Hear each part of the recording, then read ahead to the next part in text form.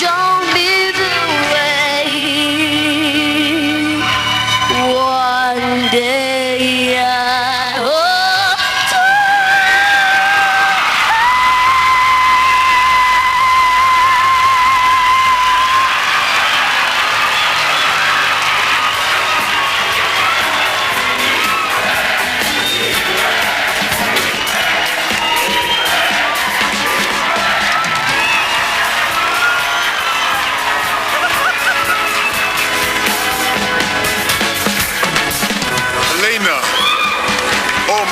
Mommy, can you please stay here? Lena, that was beyond exceptional. It was exquisite. You have not only a beautiful daughter, you have a beautiful soul, and she can absolutely sing. Well done to you. What poise, what confidence, what skill, what control at 7 years old. Don't you get nervous performing in front of so many people? No. Thank you very much, Ezra. And so, we invite our Assistant Force Chaplain, Reverend Courtney Faulkner, to take us into devotion.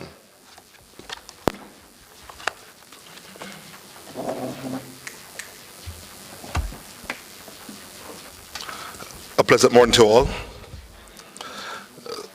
Indeed, we look to God for his direction and for his strength and for his wisdom as we deliberate this morning.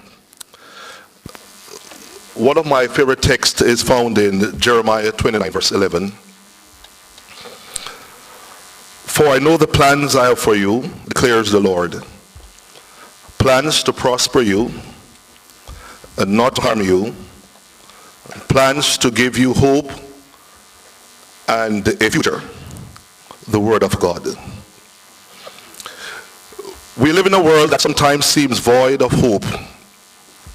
Wars, famine, pollution, recessions can cause us to become easily discouraged when we look at the prospects of our future. This discouragement can lead to depression, and depression can lead to hopelessness. When we are feeling hopeless, we see our circumstances and surrounding through the lens that God has abandoned us. But may I remind you that he will never leave us nor forsake us. Our hope is not in our circumstances, but in our Lord and our Savior. He will care for us and he will provide for us. I'm very confident this morning that this credit union will continue to prosper despite the challenges, criticism, and naysayers. For this institution is anchored in the faithfulness of God our Father. It's anchored that God reigns. It's anchored that our God lives. Because he lives, a song by Christine Chensworth said, because he lives, I can face tomorrow. Because he lives, all fears are gone. Because I know he holds the future, and life is worth the living just because he lives. Let's stand as we look to God in prayer.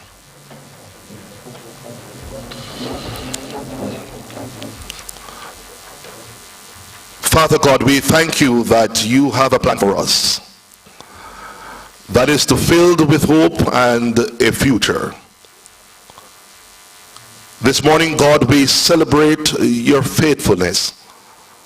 For all that we have needed, thy hands have provided. Great is thy faithfulness. We need not fear, we need not be in despair, for you are in control of our lives. Help us to commit our lives to you, trusting in your faithfulness to accomplish all that you have promised to do. We thank you, dear Lord, for your blessings upon this credit union and its members. Absolutely nothing that we have achieved is without divine guidance and favor. And as we come to reflect, to report, and to give an account of our stewardship, may you guide us this morning with your wisdom. May all that we do be done to your glory and to your honor, in decency. And even when there's disagreement, we pray, God, that you will guide us. We claim all your blessings and we claim all your guidance. In the name of the Father, of the Son, of the Holy Spirit, we all say amen. Let the word of our mouth and meditation of our hearts be acceptable in thy sight, O Lord, our strength and our Redeemer. We say amen. Could we all turn to the prayer of St. Francis?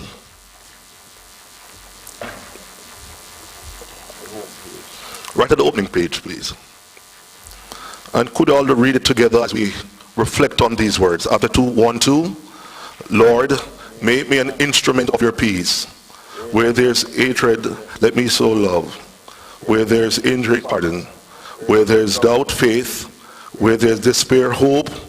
Where there's darkness, light. Where there's sadness, joy.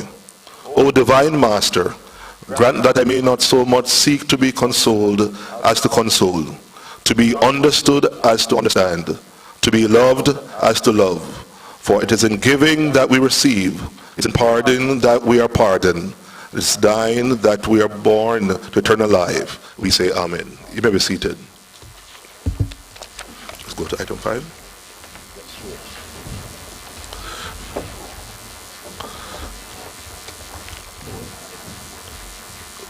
We're on item 4. The Board of Directors, Management, and Staff of the Public Sector Employees Co-operative Credit Union Limited would like to offer condolences to the families of the following deceased members. Samuel Brown, who died on February 8, 2018. Page 109. Lascelles Fuller, who died February 14, 2018. Hector Bramwell, who died on March 2, 2018. Richard Nelson, died on July 5, 2018. Courtney Johnson, who died July 11, 2018. Errol Jeffrey, who died July 25, 2018. Ron Buckner, who died August 20, 2018. John Nairn, who died October 22, 2018. Shodney Casanova, who died November 13, 2018. Maxwell Rose, who died December 19, 2018. Jennifer McDonald, who died December 24, 2018. And Anna Lawrence died December 26, 2018. Please let us all stand again as we observe a moment of silence in recognition of our members who have passed on.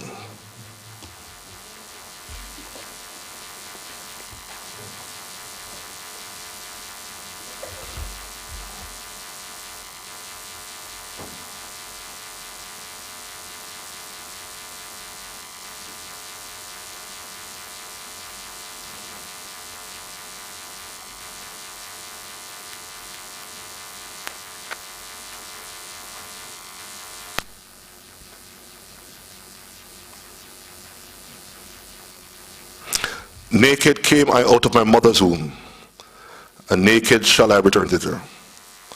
The Lord gave, and the Lord has taken away. Blessed be the name of the Lord. In the name of the Father, of the Son, and of the Holy Spirit, we say amen. You may be seated.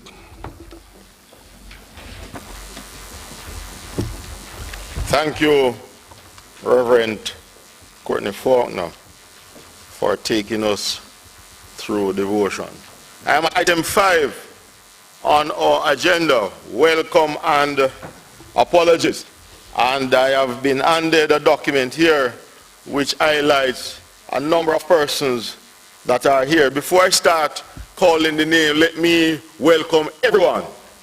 Let me welcome everyone. Thank you for turning out.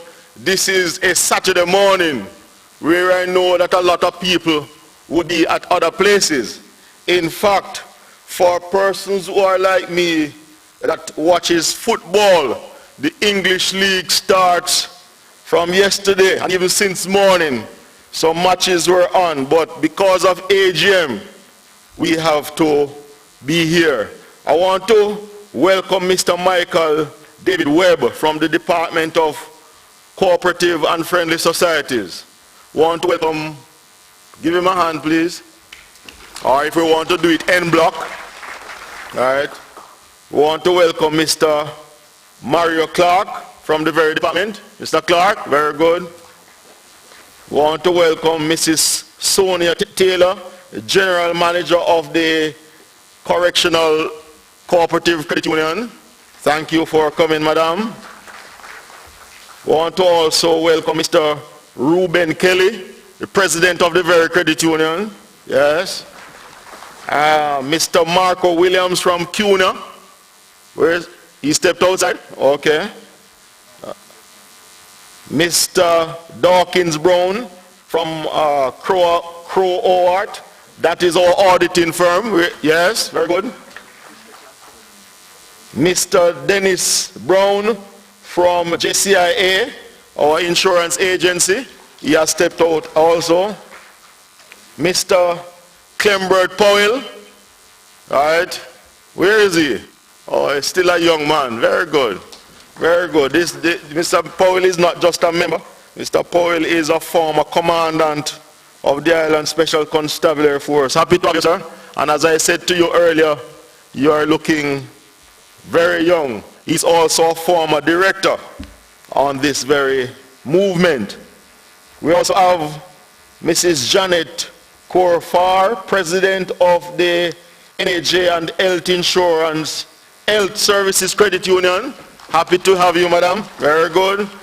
We have Miss June Wright from Sea Gardens Resort. She's on the outside doing some marketing. Yes, and I understand that a lot of people looking to win some prize to go to that lovely, lovely place. I am also seeing Miss Brenda Lynn McFarlane, a stalwart of this credit union movement.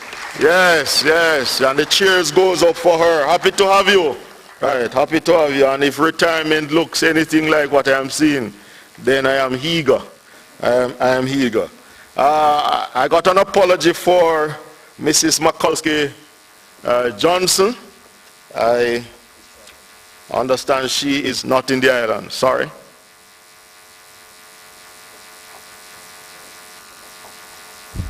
Right, and I understand Mrs. Joan Thompson from JCI is here. Okay, good, good. Happy to have you. Happy to have you. And as other persons comes into Mr. Weeman Clark from Correctional. Oh yeah, oh yes, my friend. Very good, man. Happy to have you. Good, good, good. What? Mr. Marco? Mr. Barkley? From QNet. Okay, sir. Yes, yes. And the gentleman in the white here. From? Okay. Welcome, Sir Banks. Welcome. Happy to have you. And we have our steno, what has been here with us for decades in many different fields, Mr. Carl Bryan. And in the audience are some very good friends of mine. I've seen Roy Earl. You sure look pretty nice today here. Very, very good. Yes, and I see you over there, Linton Edwards. You're still raising your hand, what I told you to do. Very good, very good. Welcome all to, where is Silvani? No, Silvani, stand up and me see you good now, man. Well, yes, man. Yeah, man, very good, man. Happy to have you. Happy to, a lot of you younger folks would know a Silvani and even a Linton Edwards or a Roy Earl. Roy Earl, in fact, was my first supervisor in 1987 when I just joined at the tax office. And he is still here, strong and doing well. Really happy to see you guys. All right. Are there any other apologies, Mr. Secretary? Do you know of any other? Okay. So we move to item 6. We are looking forward as we move into item 6. we are looking forward to a very spirited couple of hours with you. We won't be keeping you here long, but we are looking forward to that, and I can tell you that you are going to be extremely pleased with the type of report that you will hear coming from us. You elected us, you placed us in these positions. What has been our stewardship for the year in review? You will hear those reports coming up in a little while. So we focus now on item 6, which speaks to the confirmation of the minutes of the 50th annual general meeting. The minutes having been circulated, may I have, yes, you're talking a lot. Mr. Adams, please come and take over this lot. Mr. Secretary, please come to the podium. Thank you.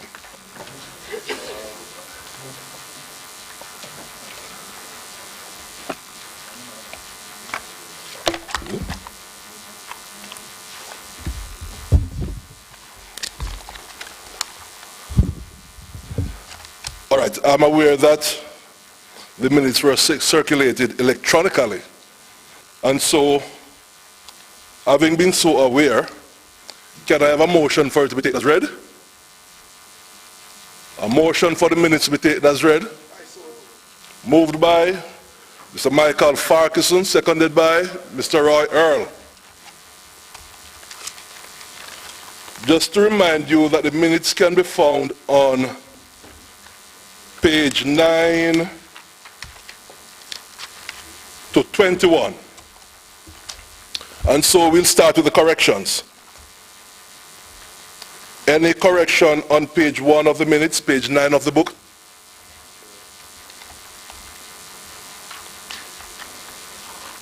Any corrections? How about page 2, which is page 10 of the book? Apology. Yes?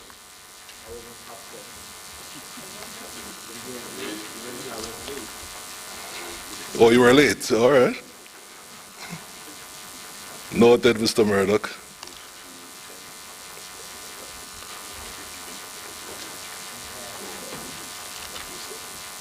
Okay. And that is, where is that? And that's the, okay, in the 1 to 3rd paragraph there, where we have, I'm trying to find it. Okay. Where we have Mrs. Joan Thompson there. Right. We just wanted to be highlighted that she was actually from JCIA. Or this capture there would give the impression that she's from Crow or Horwath. Right. Still the corrections, page 3. At page on our briefings on the registrar. Yes. I think we should be talking about 1968 instead of 1962. And that is the second to last line of that first paragraph. See you, Mr. Adams? Okay. In 1962 coming together. Should be 1968.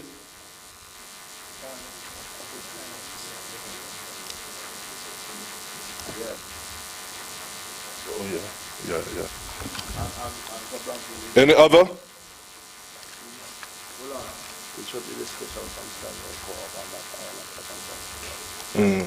Okay. Right, so coming together to form the Jamaica Special Constabulary Cooperative Credit Union instead of Ireland Special Constabulary. Any other correction on page 3? How about page 4, that's 12 of the book? 12?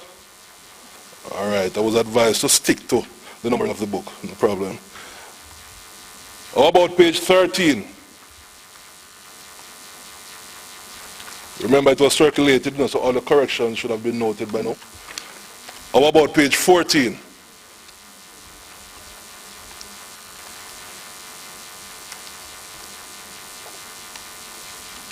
$15?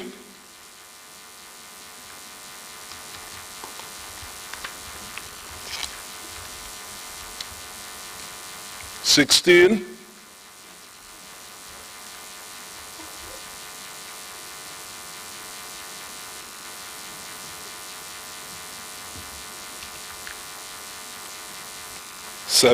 Still on corrections, page 17.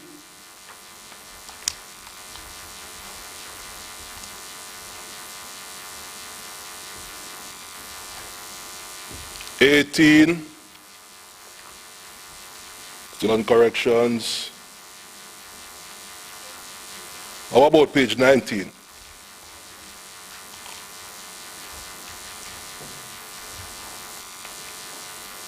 Page 20.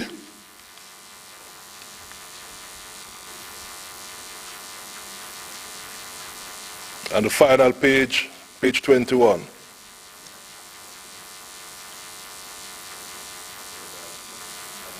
Yes? Yes?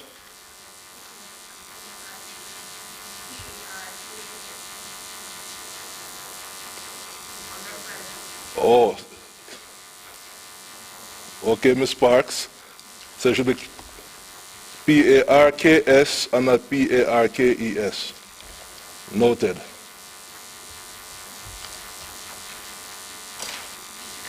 Any other?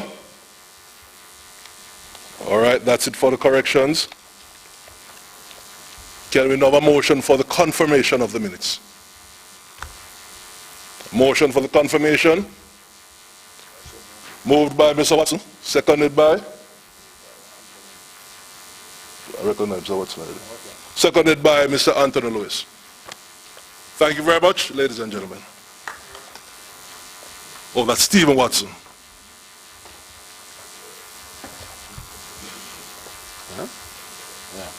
Thank you, Sir Adams. And so we are at matters arising now from the minutes. And we go back through the similar rigors as what Sir Adams did, starting at page 9. Matters arising, page 9. 9 takes us into 10.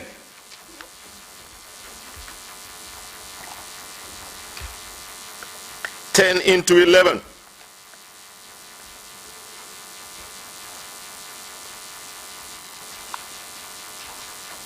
(11 into 12). Matters arising.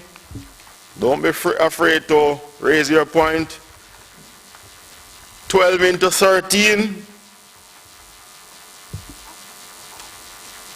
13 takes us to 14.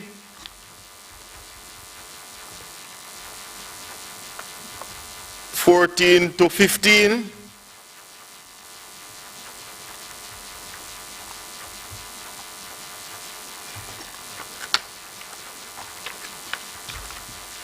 Page 16 is next.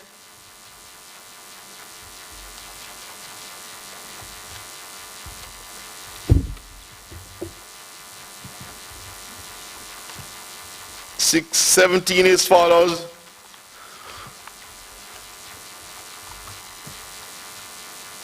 Page 18.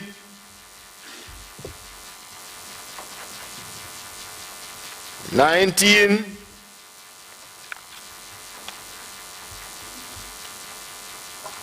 (20).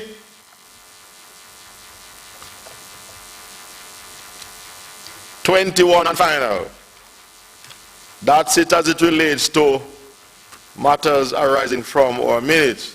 So we go back to our agenda and we move to item 7. Item 7 has several reports that will be coming at you. And if I should just quickly run down the items here. Item 7, reports. Item 8 speaks to the nomination and its acceptance. 9 speaks to the distribution of surplus. 10, fixing of the maximum liability. 11, appointment of auditors. And 12, any other matter or any other business. 13 speaks to awards. 14, drawing of prizes. I know some persons are looking forward to that.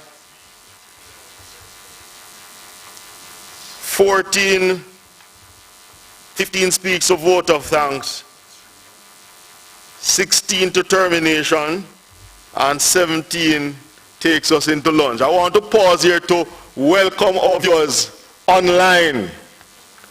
We are streaming live. We need to let this audience know that we are streaming live, and we are capturing our other members that were not able to be here, both locally and abroad. So this speaks to the level of development of this great movement.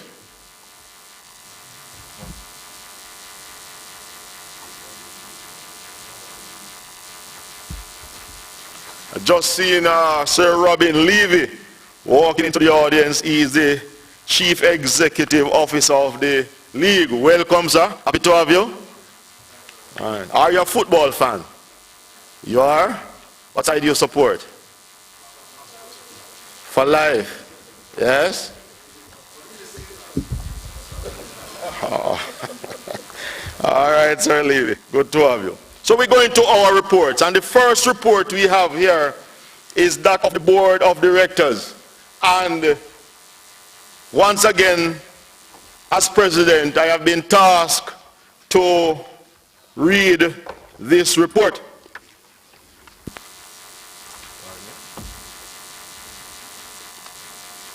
Oh, and yes, he has corrected me to say I'm tasked to deliver the report or to present the report. Thank you very much for the correction, sir. Corrected me from 91 until now, and really appreciate it. It is with profound pleasure and a sense of accomplishment that I report on behalf of the Board of Directors of the Public Sector Employees Co-operative Credit Union Limited. The PSECCU recorded another successful year of operations with growth of 18.38% in total asset.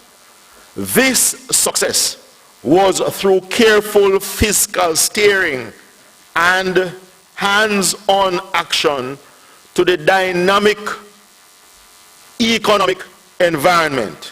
At the same time, still satisfying our members' financial need.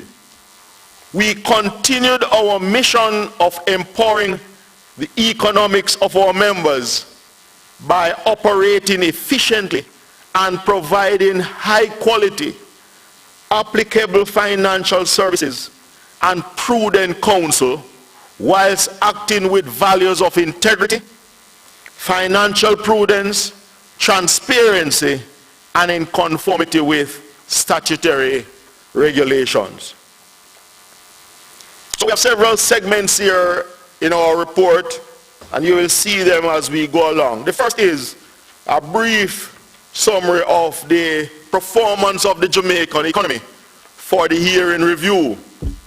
The Jamaican economy recorded an historical low level of unemployment, improvement in economic growth, and continued low inflation rate. Inflation for the year was 2.4%, 2.8% lower than prior year of 2017. And as a result, inflation projections for the medium-term prospect continue to be anchored in low single digit.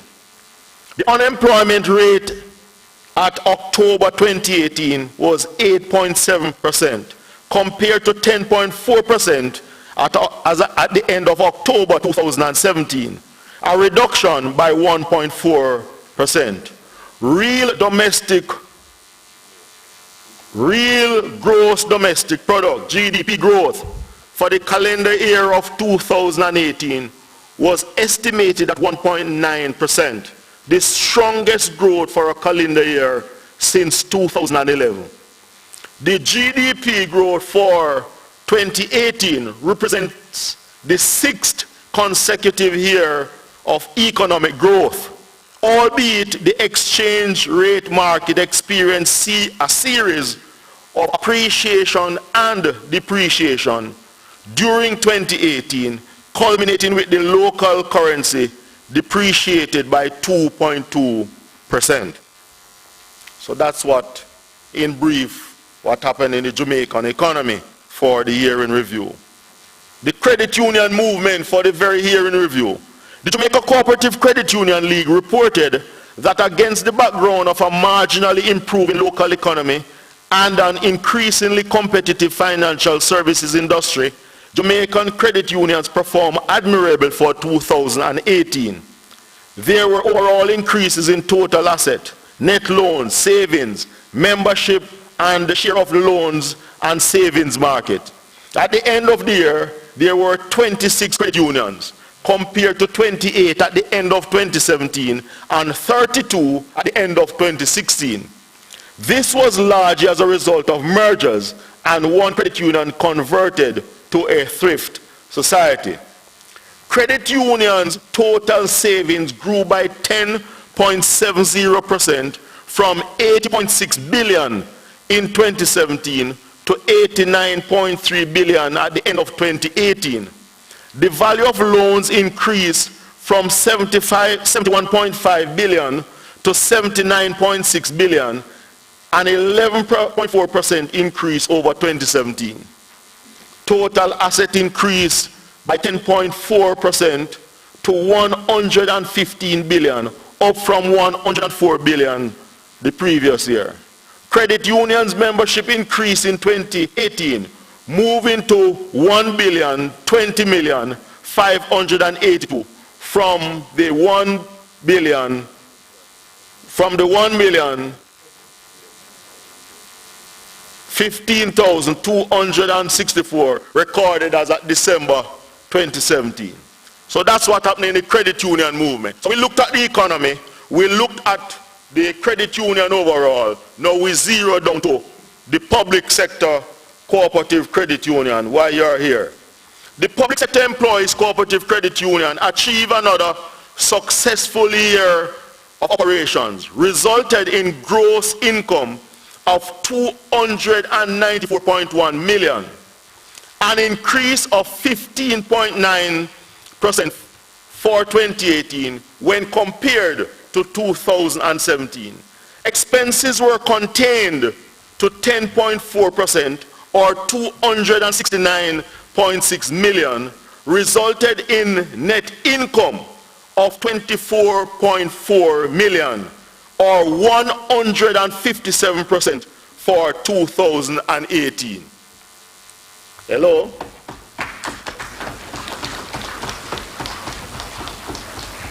Mr. Earl, I don't see you clap yet. Well, thank you very much, man. The increase was due to significant growth in loan interest income and fee income, and the graph there on the following page highlights to you exactly what took place. We continue to work in readiness for the Bank of Jamaica Credit Union Act. Capital adequacy is the main requirement for licensing under BOJ credit union regulation, and our institutional capital stands at 12%, which is above the minimum requirement set by the Jamaica Co-operative Credit Union League, Pearl standards, and the BOJ primary ratio of 8% and 6% respectively. So if BOJ comes in today, we are ready to roll. We are ready and waiting to move. Financial performance in key operations areas. The performance of the credit union in key areas of operation resulted in total asset moving from 2.1 billion to 2.4 billion, an increase of 387 million or 18.38% for 2018 when compared to the previous year. This is another area of significance in terms of the overall asset of our credit union. So we're not talking about anything about million anymore. We are now talking about in the billion category. And you will hear of the figures to date in 2019 as to where we are.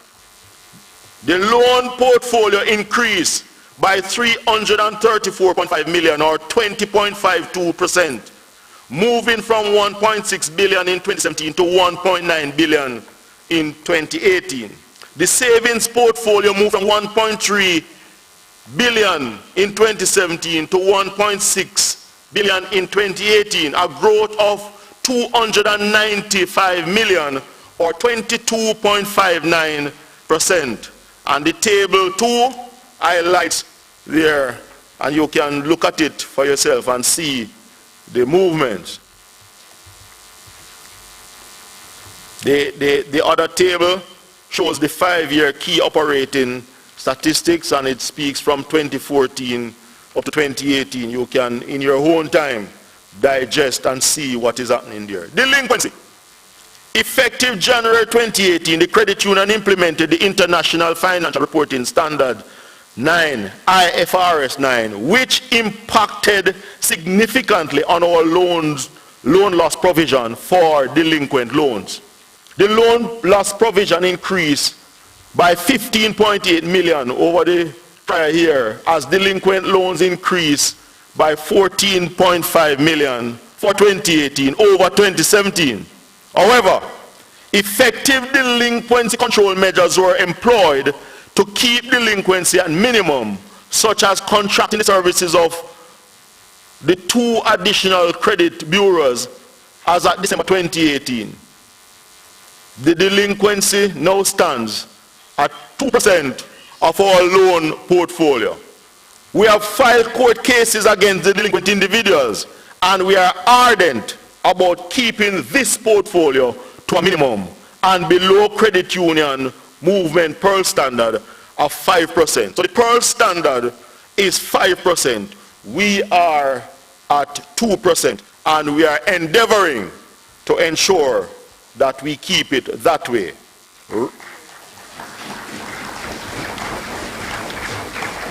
Thank you very much. Risk and compliance. Credit unions are required to establish and implement policies, procedures, and programs to prevent and detect money laundering and the finance of terrorist activities in compliance with the anti-money laundering and counter finance of terrorism laws. In keeping with this, our nominated legal risk and compliance manager has the dual role of managing legal matters as well as enterprise risk management. The core function of the enterprise risk management in the credit union is to ensure that significant risk undertaken to increase profitability are adequately identified and managed. At the core of this is the identification of the credit union's key risk through the use of risk register, and also consistent updating of the policies and procedures to manage the identified risk. The credit union also continues to maintain a high level of compliance with all laws and regulations relating to its operation. Throughout the year 2018, the credit union continued its work on the improvement of the enterprise risk management framework, and measures taken include the following. 1, threshold and suspicious transaction reporting to the designated authority. Know your customer due diligence, and that involves constant updating of the customer information log. Employee integrity awareness. Evaluation of the credit union's compliance with the regulations and guidance notes. AML and CFT and the poker training and retraining were undertaken with staff. In fact, I should say with staff and with also directors.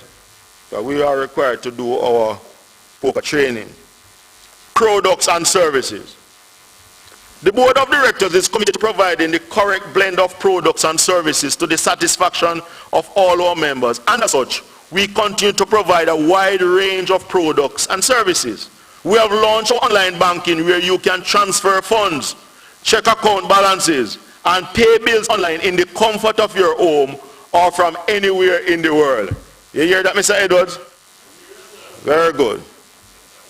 In keeping with our vision of being the financial institution of choice, the credit union continue to ensure that we provide easy access and convenient business hours to meet your need. Hence, we have opened a new branch in St. Catherine at shop number 6, Caribbean Estate Plaza. And we have relocated our Montego Bay branch to a more comfortable and convenient location at shop number 10, Icon Mall, Fairview, Montego Bay. We continue to offer supplementary services such as Bill Express facility, family indemnity plan, critical illness insurance, and group life insurance. Our product features secure and unsecured loans for all purposes and savings account that attract the most competitive rate of returns in the market. We have reduced interest rate on home acquisition loan, home equity loan, and new motor car loans to 7.99%, 8.99%, and 7.99% respectively. We have also partnered with the National Housing Trust to be able to offer up to 1.5 million to members earning less than 42,000 per week to assist with home acquisition, repairs, purchase, and also the purchase of solar panels, etc. Staff development. The board of directors continue to invest in the development and training of directors, committee members, management and staff to add significant value to the credit union. We are cognizant that human resource must be able to support and enable the execution of strategy through building organizational capability. Hence, we ensure that our committee members, management and staff were being trained to the highest level of efficiency relevant to their job function to be able to give quality service and professional advice to our membership. Several internal training sessions were conducted covering areas such as customer service and sales and cross-selling, customer charter and complaints procedure, Proceeds of Crime Act, POCA, management procedures and products and services overview. Board of directors, management and staff members also participated in training programs conducted by the Jamaica Co-operative Credit Union League. These include financial instrument, and we have in bracket there IFRS 9, credit administration, classification and provisioning and non-accrual requirement workshop, insolvency act awareness, business continuity planning and sensitization workshop, audit technique for supervisory and internal auditor, orientation for new credit union staff, delinquency management, and meeting protocols for credit union presidents and secretaries. Staff complement.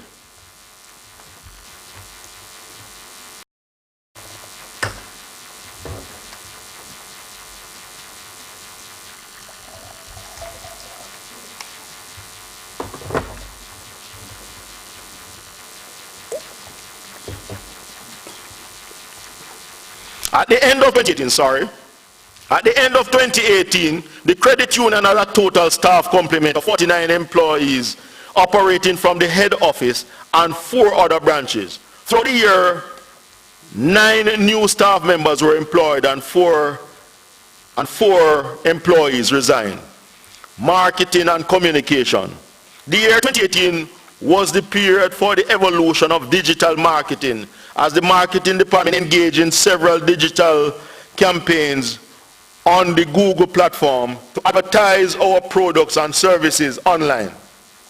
The focus of the marketing and communications department was to position the credit union's brand to achieve desired goals through strategic marketing activities, which includes product promotion among others. Special emphasis was placed on the special deposit investment account, which has seen tremendous growth for the year ended December 31, 2018. Edwards and Hurley, you see, I'm picking on you guys, you know. I wonder if you know about the special deposit. I wonder if you know that this credit union offers one of the best returns on that deposit. So I heard you outside earlier talking about this thing about put money on a mattress. Those days done, man. Come with the money and put it here and let it grow. In keeping with the credit union's value statement to manage its relationship and interaction with its members, quarterly newsletters, welcome letters to new members, and text messages were sent to members to keep them abreast of new and updated product via brochures, as well as our website and social media pages.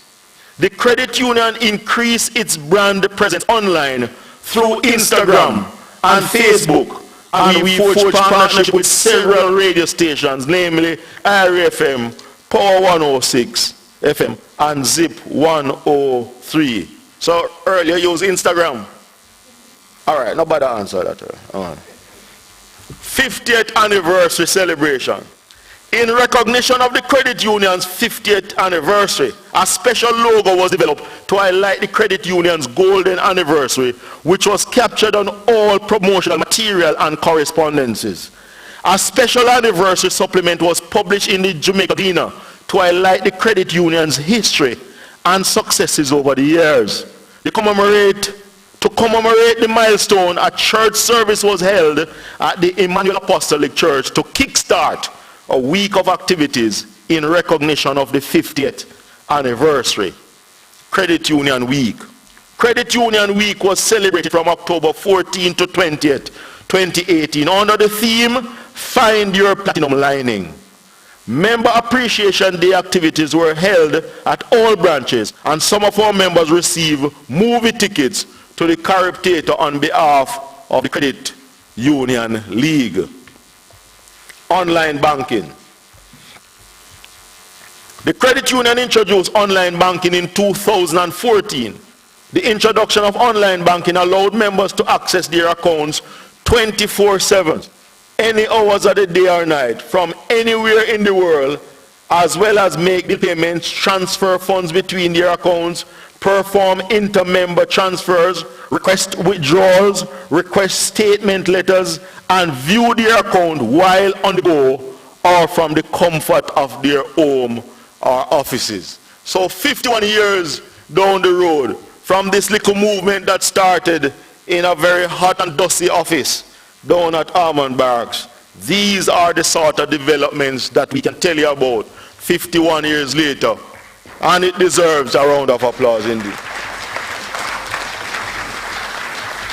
And whilst in my report, and he doesn't like when we do it, sometimes we have to pause to recognize those who have led, because these that I am reporting on speaks to visionary management and leadership. And the great Osman Bromfield to my left here deserves a round of applause. And he is supported by a very committed team of deputy CEOs and the entire marketing and management team, managers all over, doing their work, committed, keeping the thing going, and members continue to be satisfied. Corporate social responsibility. As good corporate citizens, the public sector employees credit union contributed to its members' well-being and the wider community by engaging in activities to the tune of $4.7 million. That's the amount we spent corporate-wise last year. Here are the list of places that have benefited from. The credit union repainted the St. Stephen United Church Basic School bathroom and installed new wash tub for the children as part of the Labor Day project. The credit union contributed to the Police Federation Conference, Law Enforcement Torch Run, the Island Special Constabulary Force Retired Members Luncheon, chaplaincy-sponsored domino tournament, and Reverend Assistant Chaplain Faulkner here, he's the man that guides and brought that program into play. I don't understand he can't play domino. Former ICF members Lauren Walcott and Ruby Steer were given walkers, and Nicholas Harding was provided with a wheelchair. So we're not just about issuing loans and wanting the returns. We are very good corporate society, and we believe that the walls of our credit union is not made with concrete, it is made out of blessing, because we seek to give back and to assist those that are not in full flight. 74 students received GSAT grants valued at $1 million. 4 memorial scholarships were awarded valuing $800,000.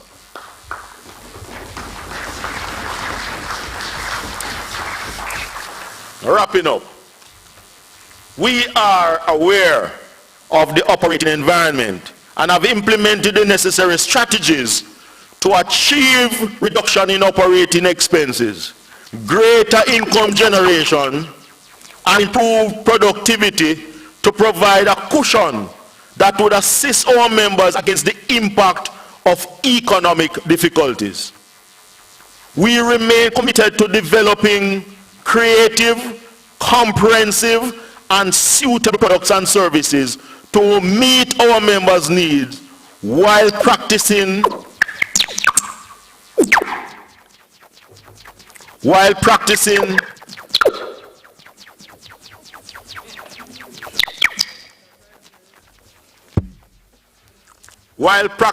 all tenets of prudential financial administration. And then you see below there our board of directors and their attendants. Appreciation, as I wrap up. On behalf of the board of directors, I wish to thank the many individuals and organizations who partnered with us throughout 2018, namely the Department of Cooperative and Friendly Societies, the Jamaica Cooperative Credit Union League, Credit Union Fund Management Company, Centralized Strategic Services, CUNA Caribbean Insurance Jamaica Limited, Jamaica Cooperative Insurance Agency, and the National Union of Cooperatives. We could not have done it on our own, and so special appreciation to our Chief Executive Officer, Mr. Osman Bromfield, and his capable management team and staff for their prudent performance throughout the year. We thank the credit and supervisory committees for their assistance throughout the year, and most of all, to you, the general membership, for your support over the period. It has been our honor to serve you throughout 2018, and we look forward to serving you again. Thank you very much.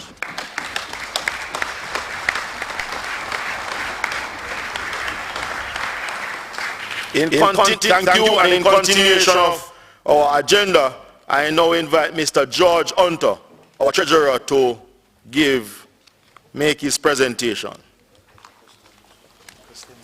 Oh yes. Are there any questions? Go ahead, sir. Edwards. You can use the mic.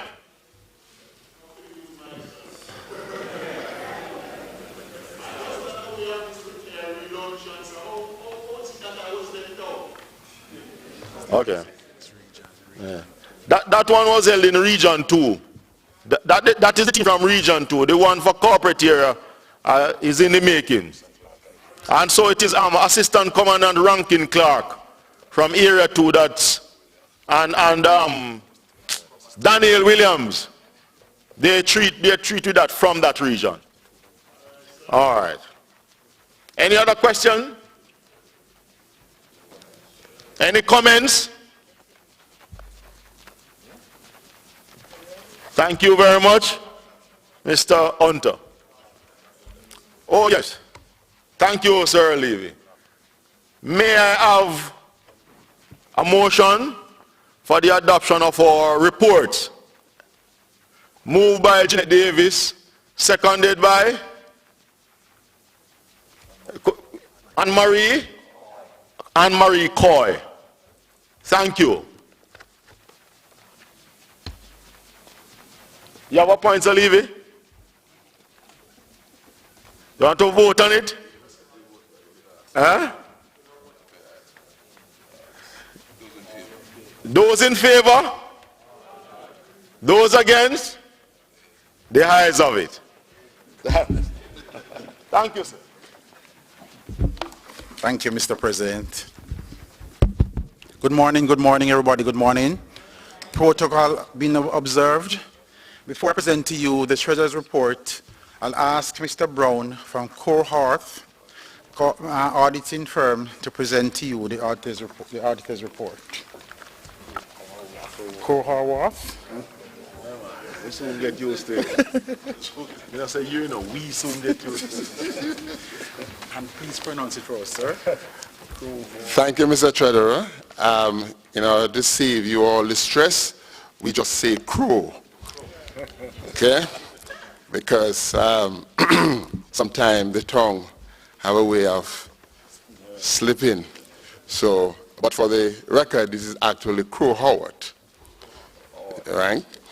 And in every region you go worldwide, everybody have different pronunciations, so we try to clarify it so we know say crow. I'm Dawkins Brown. I'm here to present to you the Financial Auditor's Report on the financial statement for the period ending 31st December 2018. I'm going to ask you to bear with me, as while our report is not as lengthy as the board's report, based on protocol, have to go through several sections. So in your booklet on page 39, well, after 38, you'll find our report. Report of independent auditors to the Register of Cooperative Societies and Friendly Societies. Public Sector Employees Cooperative Credit Union Limited. Opinion. We have audited the financial statement of the Public Sector Employees Cooperative Credit Union Limited, which comprises the statement of financial position of the 31st December 2018, the statement of comprehensive income, statement of changes in equity and cash flow for the year then ended, and notes to the financial statement, including a summary of accounting policies. In our opinion, the credit union's financial statement gives a true and fair view of the financial position of the credit union as of the 31st December 2018, and of its financial performance and its cash flow for the year then ended in accordance with International Financial Reporting Standards, IFRS. Basis of opinion. We have conducted our audit in accordance with international standards on auditing.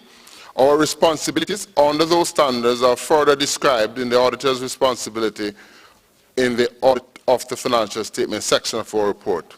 We are independent of the credit union in accordance with the International Ethics Standards Board for Accountants, Code for Ethics for Professional Accountants, ISBAC Code, and we have fulfilled our other ethical responsibilities in accordance with ISBAC Code. We believe that the audit evidence we have obtained is sufficient and appropriate to provide a basis for our opinion. Other information. Management is responsible for the other information. The other information comprises the information included in the annual report, but does not include the financial statement and our auditor's report thereon. The annual report is expected to be made available to us after the date of this auditor's report. Our opinion on the financial statement does not cover the other information, and we do not express any form of assurance conclusion thereon. In connection with our audit of the financial statement, our responsibility is to read the other information, and in doing so, consider whether the other information is materially inconsistent with the financial statement, or our knowledge obtained in the audit, or otherwise appears to be materially misstated.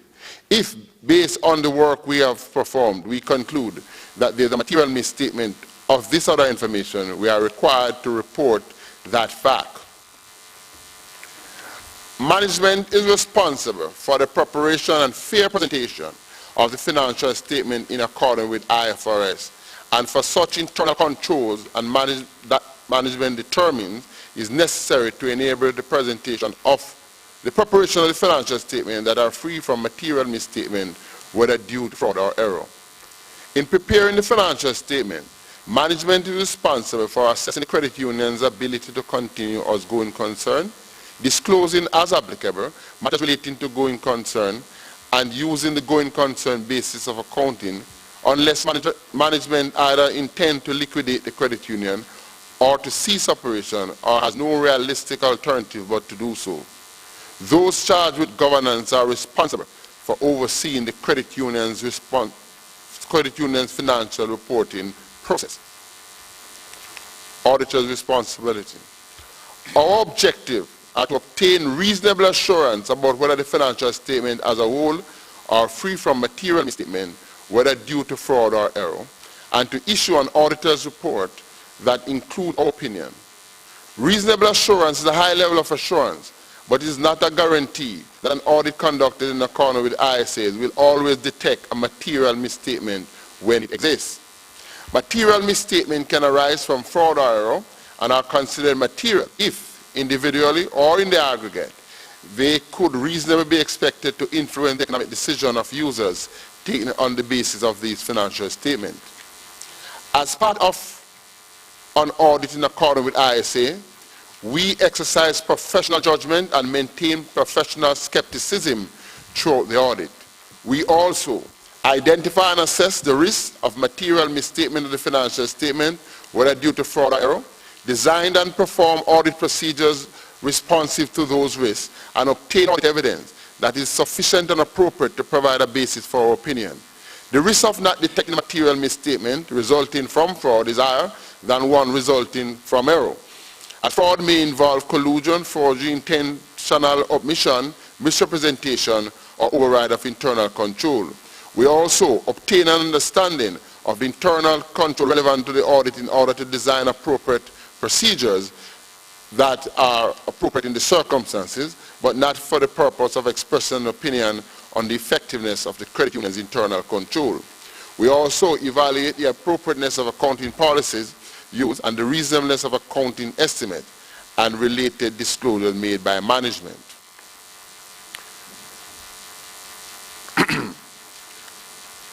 We also conclude on the appropriateness of management use of the going concern basis of accounting, and based on the audit evidence obtained, whether a material uncertainty exists relating to events or conditions that may cause significant doubt on the credit union's ability to continue as going concern. If we conclude that a material uncertainty exists, we are required to draw attention in our auditor's report to the related disclosures in the financial statement, or if such disclosures are inadequate, to modify our opinion. Our conclusions are based on the audit evidence obtained up to the date of our audit report. However, future events or conditions may cause the credit union to cease to continue as a going concern. We also evaluate the overall presentation, structure, content of the financial statement, including the disclosures, and whether the financial statement represents the underlying transactions and events in a manner that achieves fair presentation.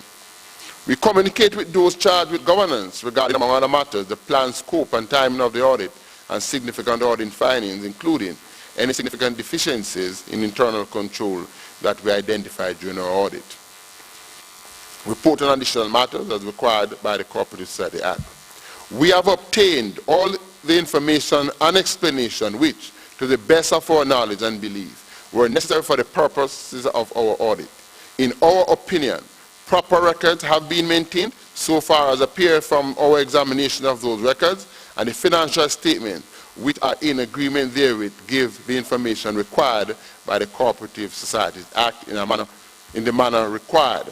The engagement partner on this audit resulting in this independent audit report is Mr. Dawkins Brown, our report dated 29th of March 2019. Thank you.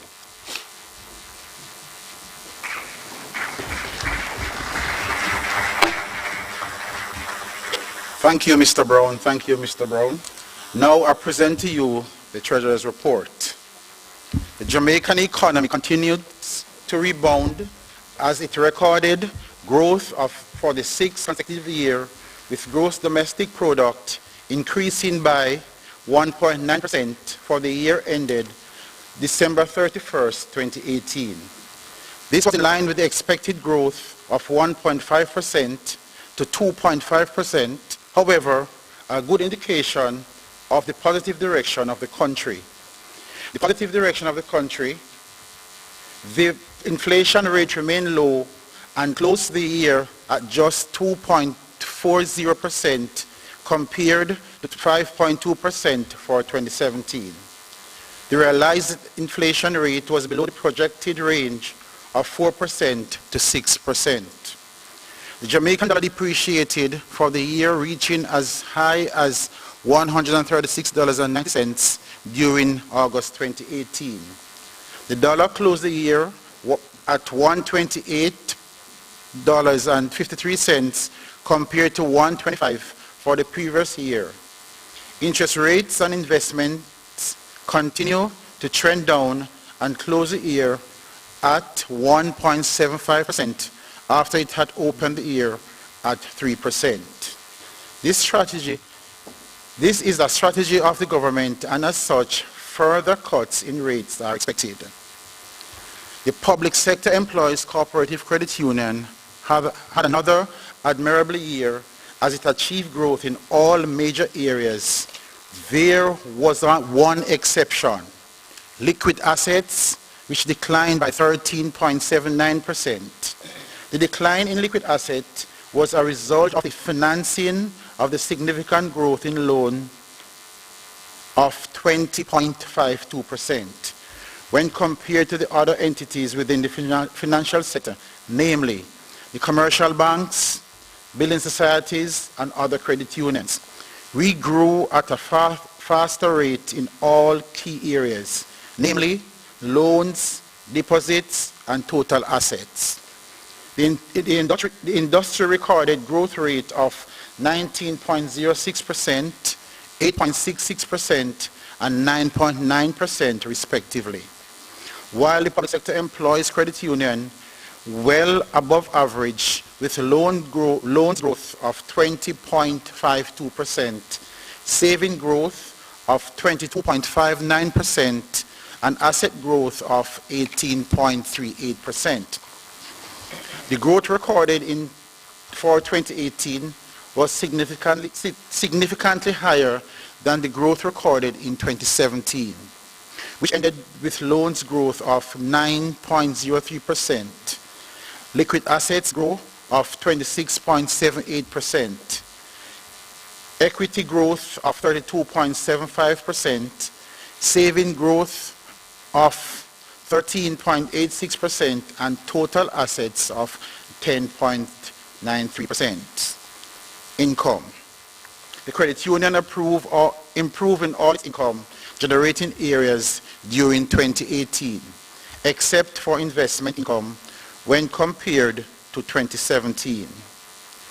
Total income increased by 19.63%, or $64,381.21, which was fueled mainly by the increase in loans interest income of 17.95%, or $54,928,515, and miscellaneous income of $11,748,302, or 82.22%.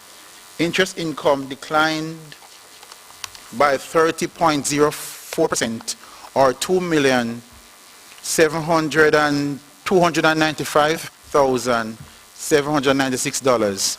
This was due to the falling interest rates offered by investments. And you can look at the graph, you see the investment, the interest growth, where interest on loans increased by $54.9 million, or 17.95%. Interest on investment decreased by $2,295,000, and miscellaneous income increased by $11.7 million, or 82.2%. Cost of funds. Cost of funds growth for the year 2018 increased by $7,600,238, or 10.44%, which was significantly better compared to 2017, when cost of fund increased by $13.5 million, or 22.8%. The increase in 2018 was due mainly to additional amount paid to savings deposit of $9 million, or 33.32%. The increase in savings deposit was offset by the reduction of deferred shares interest payment of $2,348,696. The credit union had developed a strategic initiative to increase savings deposit and reduce external credit with an aim of switching to lower cost funds. The result was a small increase in external credit cost of $837,623 or 2.05%. The unavoidable activity bank charges increased by 8.11% or $104,471 for the year ended December 31st, 2018. The cost of fund. The comparative analysis between income and expenditure for 2018 and 2017, the credit union recorded net income of $24,495,530 compared with $9,531,377, a change of $14,964,153 or 157%. The increase was due to significant growth in loan interest income and miscellaneous income of 17.95% or 82.22% respectively.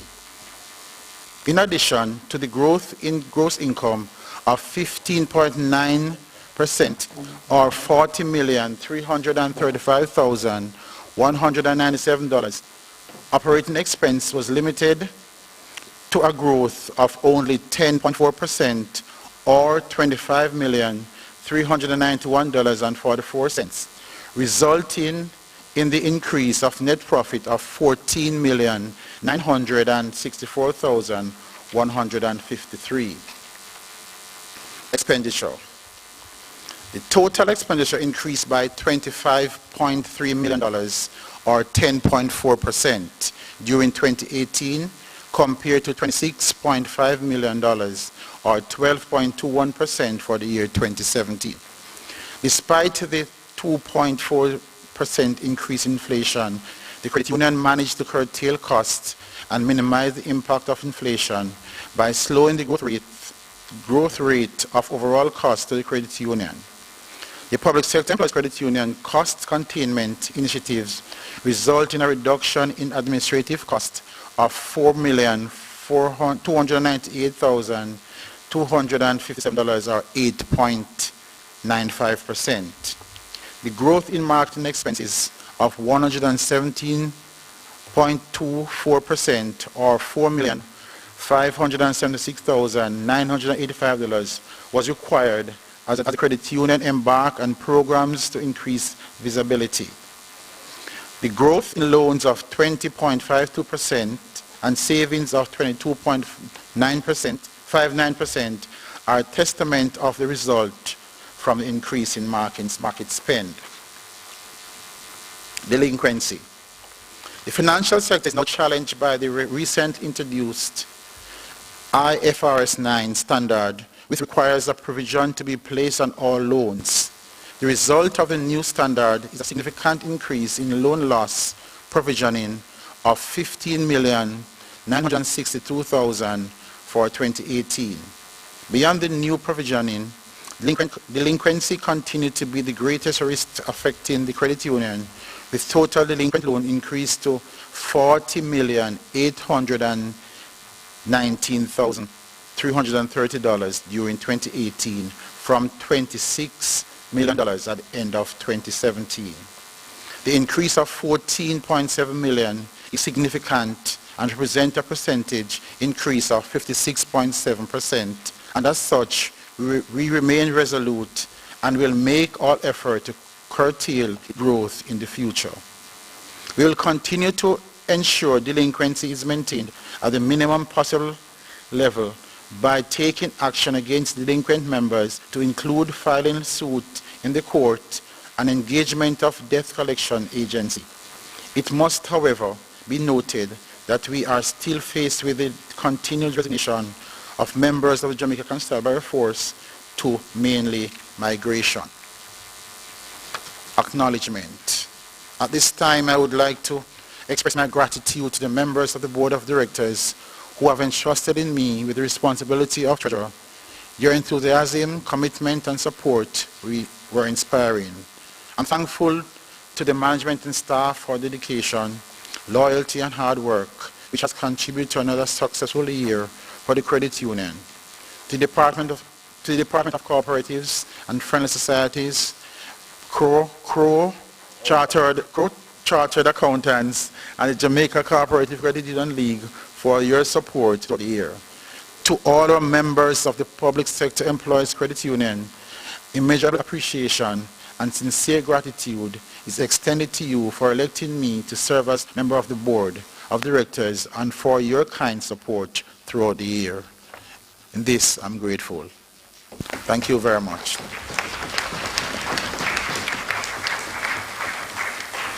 Now I've presented the Treasurer's report. Is there any questions? Other first? Any questions? Since there's no questions, can I have a motion to adopt the report? Ms. Thomas? Thomas Burke, the first name for the artist, Nicola Thomas Burke, seconded by Christopher Murdoch. Thank you, ladies and gentlemen.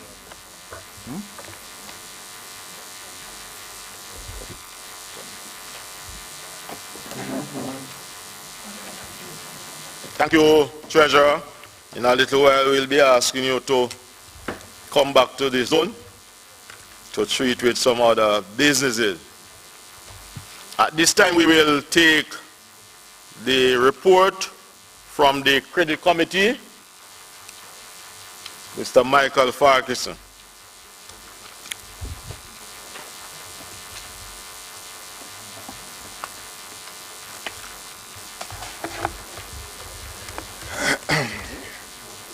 Good afternoon to the audience.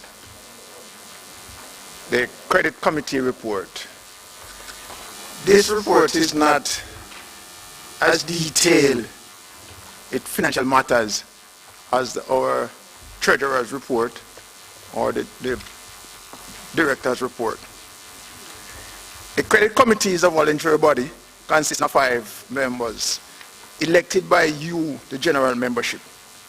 The role of the Credit Committee is to examine and approve loans above shares application and ratify loan approved by the Credit Administration Manager. The Credit Committee meets on an average twice per month. However, unscheduled meetings are held when the need arises. The Credit Committee also attends joint meetings and held on a quarterly basis with the Board of Directors and the Supervisory Committee. The following members were retired and made themselves available during 2018 for nomination. Ms. Dom, Patsy Wallen Lindsay, Colleen Allen, and Mr. Anthony Lewis. At our last annual general meeting held on Saturday, June 9, 2018 at the Spanish Court Hotel, 1 St. Lucia Avenue, Kingston 10, they were selected and returned to serve for 2 years. On Tuesday, June 19, 2018, a special meeting was held by the committee to elect the chairman and secretary, respectively. Michael Farquharson was elected chairman and Mrs. Colleen Allen, secretary. Elected chairman, sorry.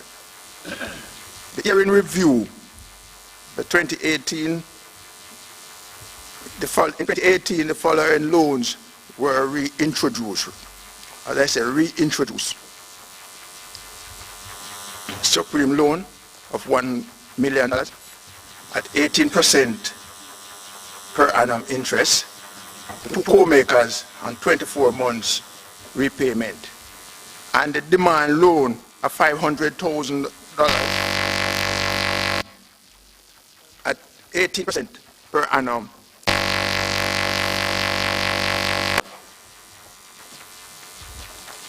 At 18% per annum, with one co-maker and 18 months of repayment. Also, a new component was added to the loan for ordinary purposes, in which a member wishes to purchase a motor vehicle can combine existing loans. The credit committee ensured that all loans met the required standards for approval in accordance with the credit union rules and regulation and policies. Sorry. Attendance in 2018, 26 meeting held by the committee, and the tables explain the attendance there. Acknowledgement. We take this opportunity to thank you, the membership, for your vote of confidence in selecting us to serve you during 2018, and look forward for continuing service to you. Thanks also to the board of directors and staff and other committee for your support during 2018, and we look forward to your support going forward. That was basically the report of the credit committee. As I said earlier, it was not about monetary explanation. Is there any question anybody want to ask? Thanks.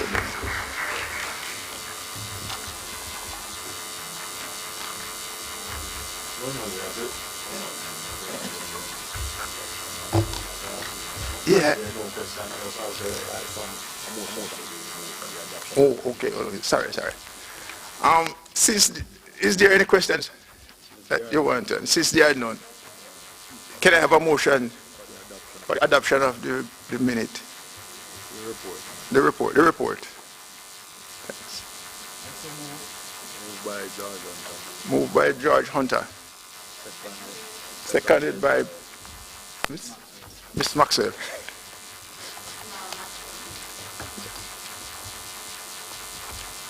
All right. Thank you. Thank you, Sir Farkas, sir. We now invite Mr. Nigel Davis, the chair of the Supervisory Committee, to give his report.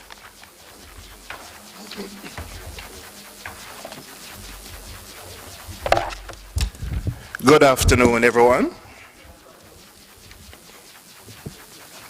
Thank you, Mr. President. Report of the Supervisory Committee for the year ending 2018. The Supervisory Committee's role is to maintain oversight of the safety and soundness of the credit union. Today, we remain very committed to this task. Operating independently of all entities of the credit union, we are dedicated with the constant effort of ensuring that the board, the staff, all policies, practices, and procedures are compliant with applicable laws and regulations. We are mandated to ensure that the credit union constantly seeks to maximize benefits to members and that the overall operations are in keeping with local and international best practices within the movement. The attendance record for 2018 is listed below. The internal auditor and the supervisory committee conduct audits and review in the following areas of the credit union's operation, of which subsequent monthly reports were sent to the board and management. These areas include dormant members account, deceased members account, disbursement process, delinquent loans, charge-off loans and allowance for loan loss, know your employee, the financial statement for year ending 2017, surprise cash count, lodgement process, and we also review the directors' minutes. There were general adherence to the established policies and procedures. Compliance with the related laws and regulations that governs the credit union's operations were adequate.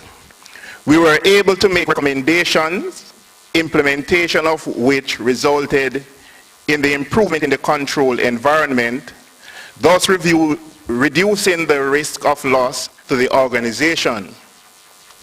The committee reviewed the results and periodically checks with management on any action items identified in the report.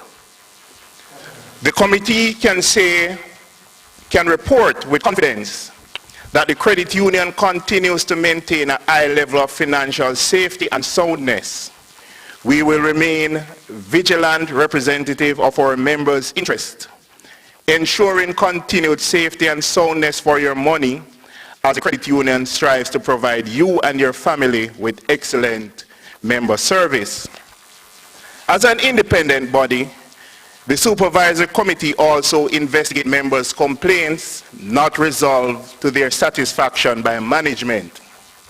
Members can report perceived credit union rule or policy violation, unethical behavior, and compliance and complaints not resolved by management directly to the Supervisory Committee by dropping off their confidential correspondence at any of our branches or by email or mail to the following address listed below. All members' communications are handled with utmost confidentiality.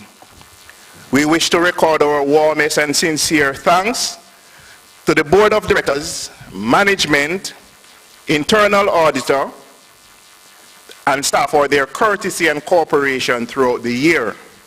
We recognize the hard work undertaken by all to maintain and improve the support and services provided by the credit union to its members. This is the report of the Supervisory Committee. Are there any questions?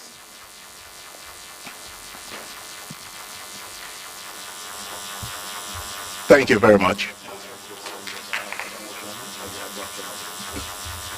Can I ask for a motion for the adoption of the Supervisory Committee report? Moved by Yvonne Wright Haywood, second by Dion Griffiths. Thank you very much.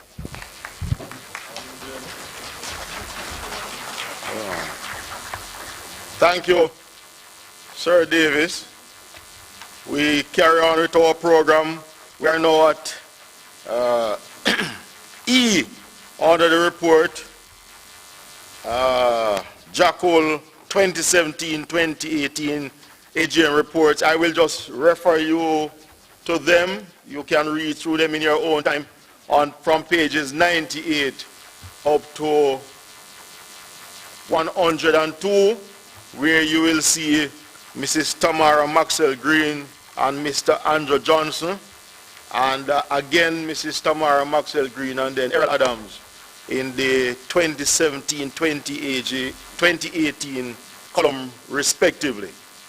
We now move to the next item, and I now invite Ms. Jeanette Davis, our Vice President, to treat with the whole aspect of the nomination for the various posts on the board.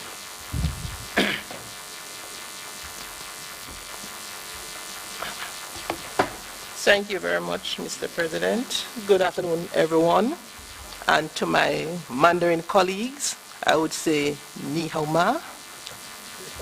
Could you turn your report to booklets to page 104?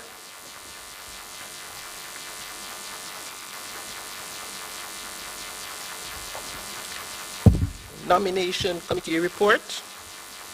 In accordance with Rule 64, governing the operations of the Public Sector Employees Co-operative Credit Union Limited, not less than 90 days prior to each annual general meeting, the Board of Directors shall appoint a nomination committee of 3 members, of which not more than one be a member of the existing board of directors. It shall be the duty of the nomination committee to nominate at the vacancy for which elections are being held. The nomination committee was appointed by the board of directors at its meeting held on February 21st, 2019, and keeping with the Rule 64 of our rule book, the committee comprised of the persons named below. Jeanette Davis, yours truly, chairperson, board of directors. Mistress Carlin Allen, credit committee.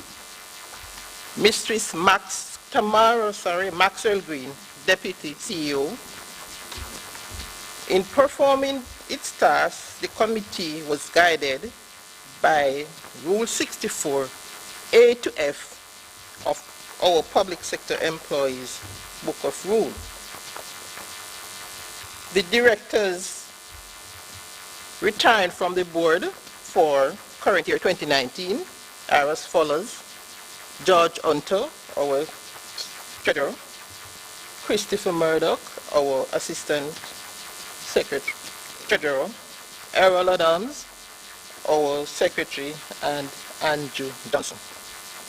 The nomination committee recommends that the board of directors below shall be elected to serve for 2 years. George Hunter, Christopher Murdoch, Errol Adams, Andrew Johnson. The credit committee members retiring are Michael Farquharson and Steve Watson. The nomination committee recommends that the credit union members below be served for the next 2 years. And they are Michael Farquharson and Stephen Watson. The supervisory committee is elected to serve for a period of 1 year, and all members will retire at this annual general meeting, and the nomination committee recommends that the supervisory committee below be elected to serve for the term of 1 year. Namely, Nigel Davis, Junifer Dixon Gordon, Omar Drisdale, Julian Oscar, Sanchel Miller McPherson. And as you see below, we have a profile of all candidates retiring from the board, and you can go through in your own time. There were no other nominations received by the nomination committee, and as be reminded that we no longer take nomination from the floor. So it was our honor to serve in this capacity, and we are most grateful. Thank you very much.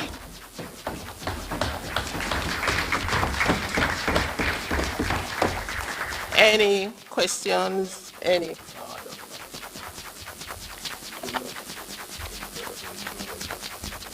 And I now put this report for adoption. No? No. I now be guided if any questions by our registrar, Mr. Webb.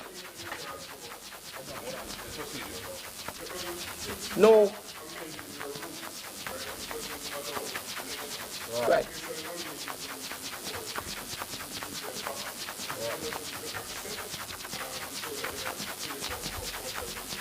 Okay. So I put the nomination committee's report for adoption. Moved by? Name, please. Timon Park, seconded by? Owen Grant. All in favor? Thank you very much and have a good... Any against? Sorry. Any against? Ayes of it? Thank you very much and enjoy the afternoon.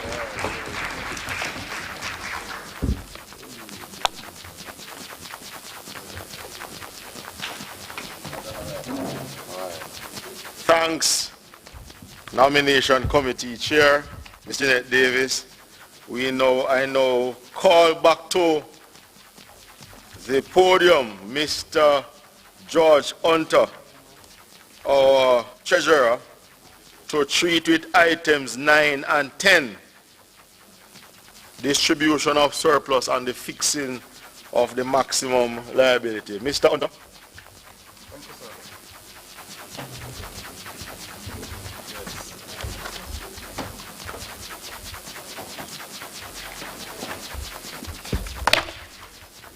I'm back with you again. This time is money. I know that I've seen some persons here over the years. I haven't seen Mr. Chana. I haven't seen Mr. Derek Brown, Sylvania Williams. She's here. Is she here? No, not Williams, the one from St. Anne. What's her name? Samuels.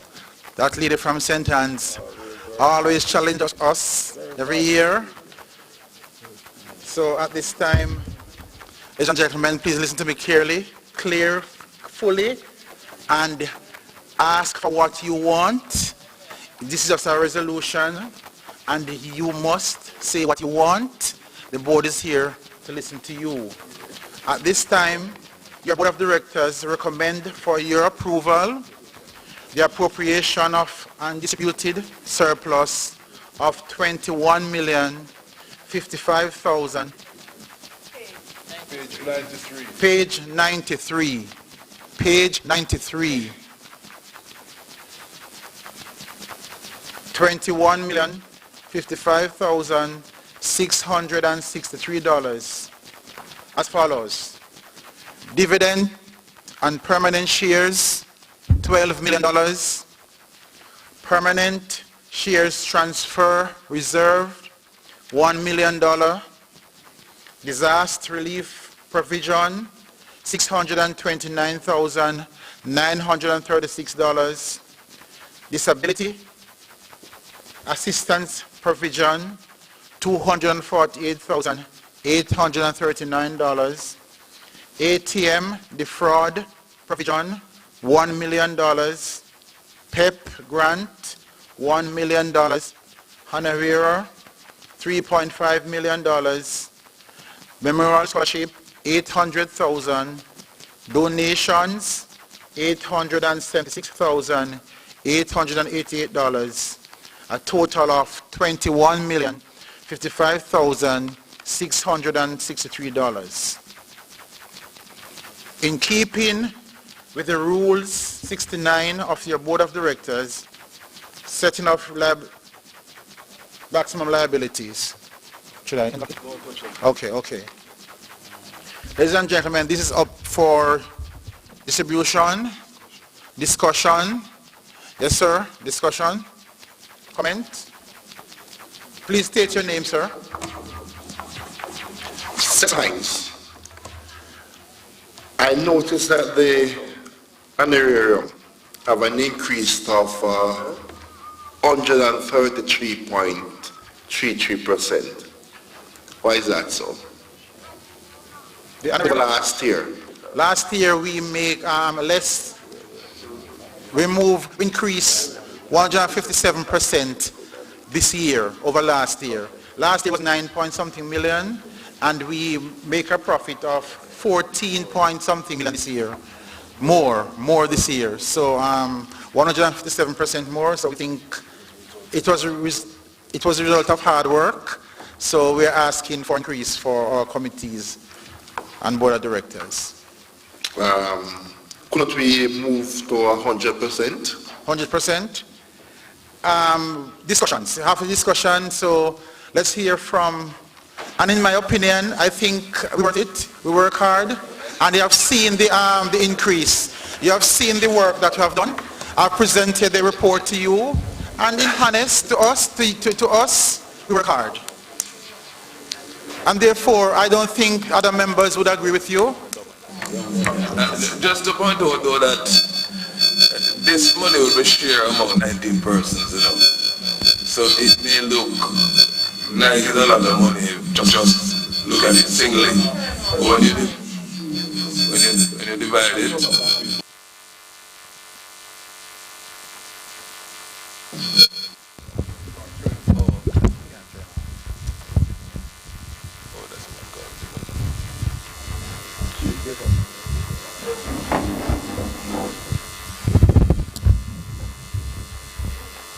well, first, let us perhaps put it into perspective.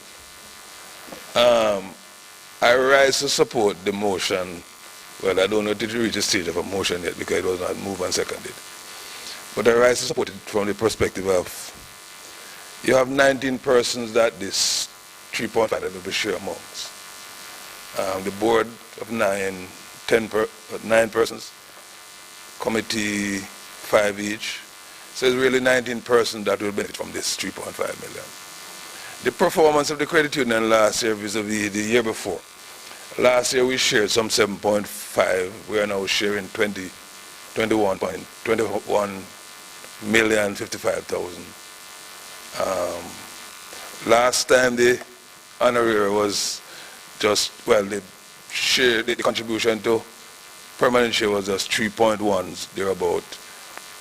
That proposal now is increased that by over 400%, if my math is right. So it is not unreasonable that the proposal of 3.5 to be shared among the very hard-working volunteers that you have. They are very hard-working. You look at the attendance record and you realize that they really came out and support the business. The evidence that you see here is a manifestation of their effort. And for that, I would say to you, I'll support it.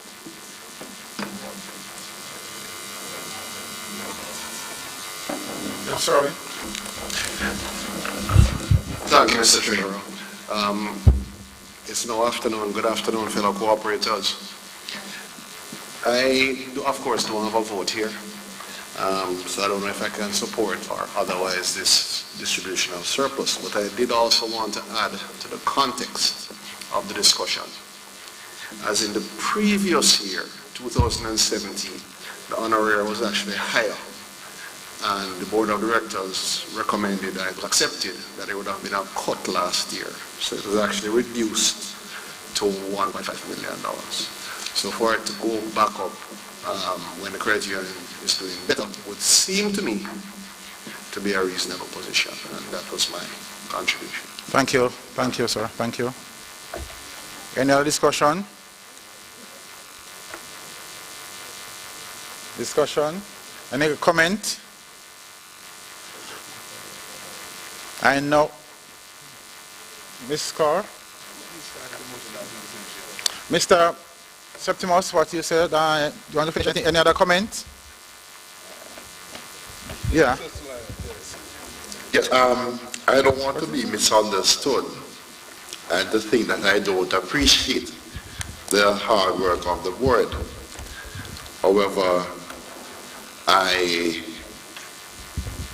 would also like it to be understood that it is very rare and uncommon where you see over 100% increase for something like that. So that was just my suggestion, 100%, which would bring it to $3 million. That's my suggestion.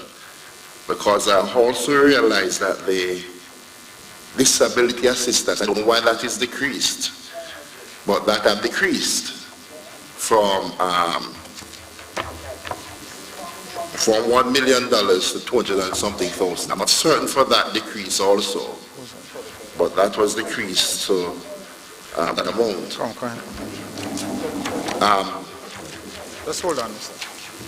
Excuse me. Just assisting the treasurer here. Sir.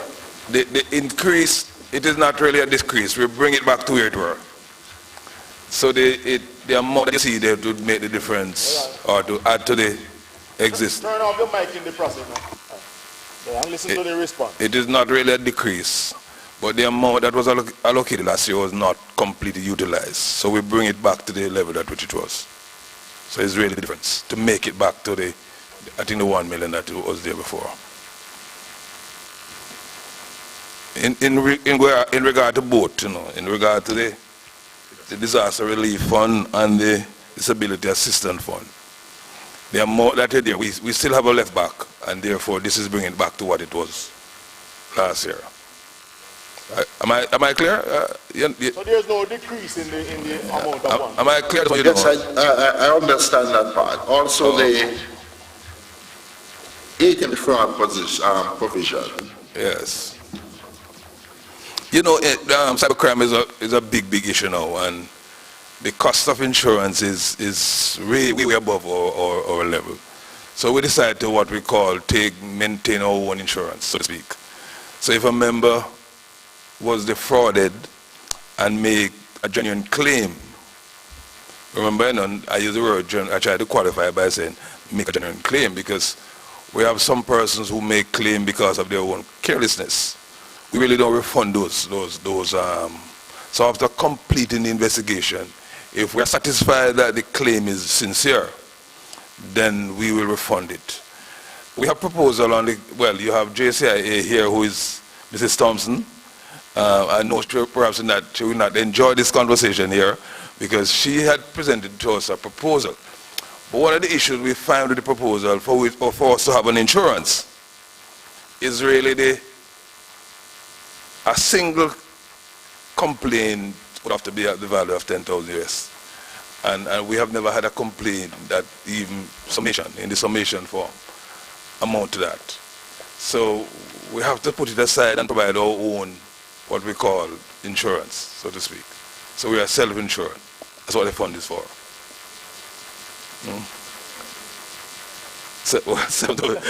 Even seven, we have never had a complaint that meet that standard, and therefore we believe that prudence suggests that rather than paying costly for this insurance that we may not be able to meet up to, we just want to have something in place as a provision to ensure that the members are not the one who suffered as a result of the fraud or the error. Am I clear again? Because I'm watching your faces now, Mr. In the event we don't have claims to this, the money remains in the account. In fact, just like the disability, just like the disaster relief, if there's no claim, the money remains. And it is in your financials now, just look at it. Just look in your financials and you see the information there. So all what I'm saying to you, to say just you can add back, because the balance is in the financials as reported.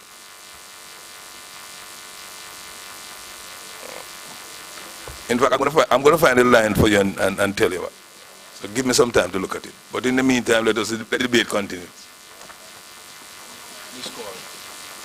No, I'm not the one taking it. Go ahead, Ms. Carr. You were speaking something about memorial scholarship. Press the mic. Afternoon, everyone. I am realizing that the member scholarship fund is the same amount of money for the previous year to this one. We looked at it last time, whereas is 4 scholarship at $200,000 each. We say to ourselves at the board at the time that we don't want to look at it at an increase at this time and assess what is happening in the market and so on. So we say $200,000 per scholarship is quite reasonable at this time. Must I take it that these scholarships are in relation to the St. Nicholas and all those other persons? Yes. So it's only 4? Only 4, yeah. So is there any way where it, I don't know, if other things can come into place for other persons who might not be able to benefit from it? So this is the only one that the credit union offers? This is the only one from the credit union perspective. But you look at the PEP grant too. So PEP grant is also a part of our give back to our members. Understand clearly, and I don't have a problem with that. However, we have more persons now who are going back to school, tertiary institutions, and would love to have benefited us. So I don't know. I'm just saying if something else could be done, or I don't know, or persons to be able, instead of 4 persons only. I don't know. I'm just asking.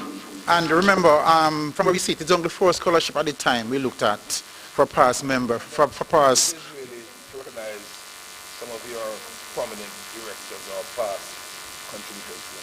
So as soon as another one evolves, then maybe another scholarship will come. Not that you're looking for anyone to evolve, but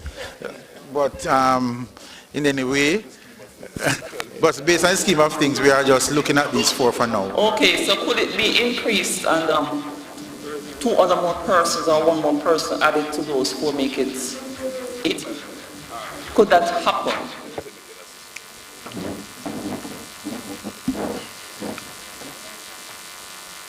Usually for a person to be added, there's need for a resolution or a motion for a resolution.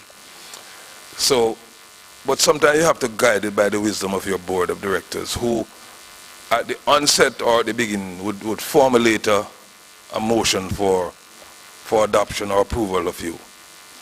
So they would be the group that more or less look around to say, okay, we could name another scholarship in honor of so-and-so. The last one was named in honor of Miss Leonie Smith, our former president. We have one for Decent Nicholas, who was also a former president. Lincoln Grant, secretary, and Leroy Burnett, 2 secretaries, all of whom are now deceased. The evolution of life or business normally cause someone else to add it. We don't know who will be added. In terms of increases that you're talking about, remember now, the 21,055,000 which was proposed to be distributed, and there's hardly any room for any alteration there. But what I would say though, your consideration or your concern that you raised, we are noting it, and perhaps next year we are likely to perform better this year than even last year. So it means that we'll have more money for distribution at the next AGM. So we'll bear that in mind, that the existing scholarship can be topped up a little bit higher.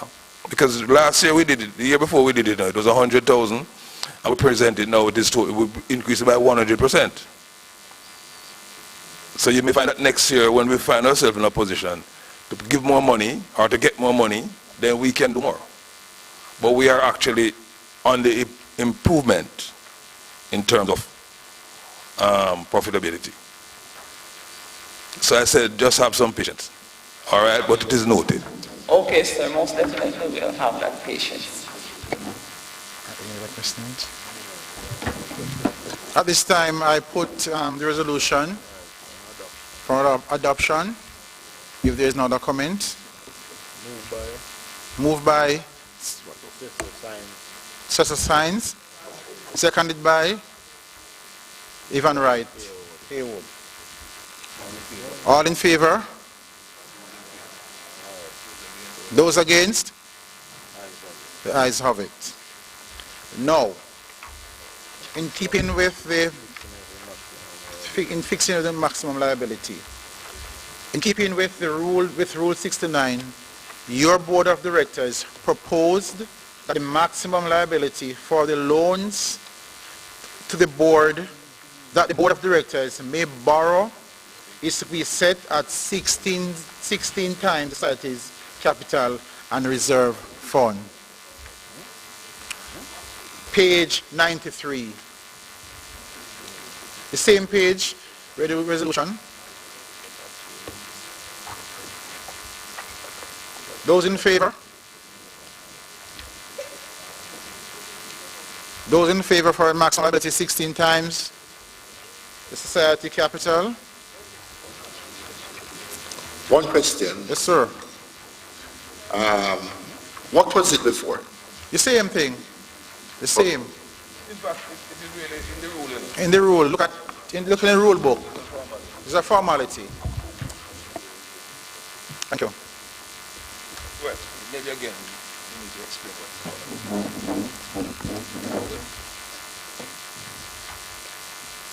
what the maximum liability is about is giving the board of directors the ability to take deposit, borrow funds, in fact, all what is in the book there. If it must not exceed 16 times the capital of the credit union, which is amounted about roughly, at maybe as of today date, 300 million. So if you were to multiply 300 million by 16, it will tell you the amount of liability that the credit union can accept. And liability include everything that you think of, your deposits, the loan that they may borrow to fund your own loan. So everything is actually the authority to operate. That's what you're really doing. The rules provide for it. So when it is presented here, it's just more or less one of those formalities. But it's really the authority to operate the business of the credit union, to take deposit, to borrow money from external sources to fund our own loan products and that type of thing. So it's really the power you give them. All right?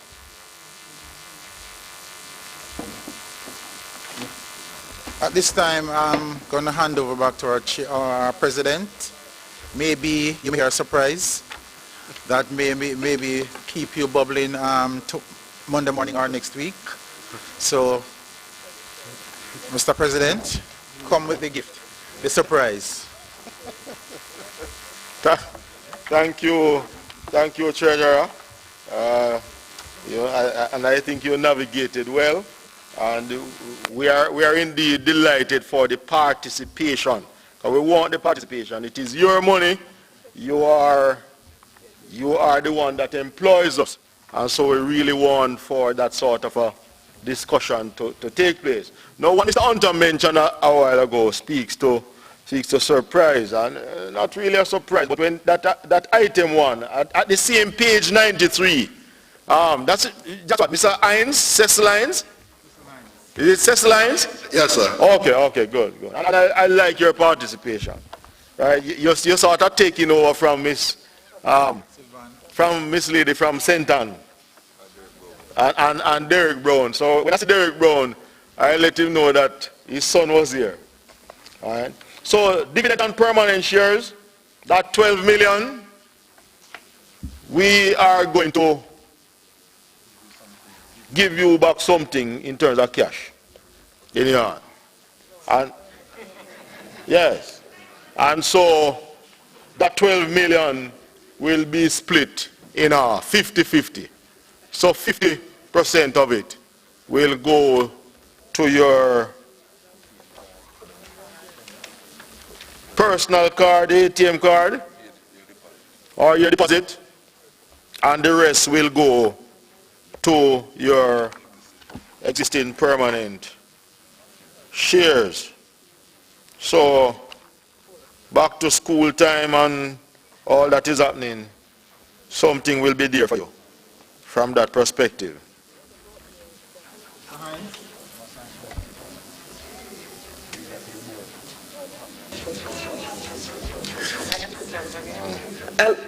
In terms of, yes, I was just wondering, you said you were going to split the 12 million and put some to the permanent shares, but I notice here that you have permanent shares transfer of 1 million, so I was wondering why you would want to do that. Or where is that? Right on page 93, I'm still at page 93. Yeah. Transfer, permanent share transfer reserve, I don't know. Yeah, that is a reserve. Oh, separate and apart. That is reserve. Separate and apart, okay. I was just wondering. So persons who eventually resign and leave the organization, that money is set aside to buy back their permanent share. All right? Okay, so we are at 1 minute, sir, if I may. As you said, it's back to school and all of that. Instead of going 50-50, why don't you go 70-30? No, my son. I don't know why you call your name in the first instance. I don't know why you call your name. You see, we have to keep the institution strong. And the institution is only kept strong by what we do here. You understand me? Right? Other institutions not giving back 5 cents in terms of cash. Everything goes to permanent share. We are being very considerate here. and treat with it from this perspective. So, we want you to understand. So we're not leaving the thing weak. Strengthen one area and leave it weak. We are giving that balancing act to the process. All right? We understand now what we would like a little more strength in the pocket also. Remember, you know, that this credit union offer one of the widest loan products. Right? So that is an area, because we have to continue to grow the business, you know. We have to continue to grow the business and keep it alive. So we're recommending that to you.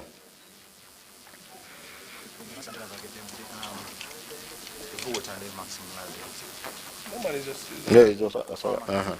All right. Item 11, appointment of auditors. We have Crow Haworth. That is here. It's all right. We all understand.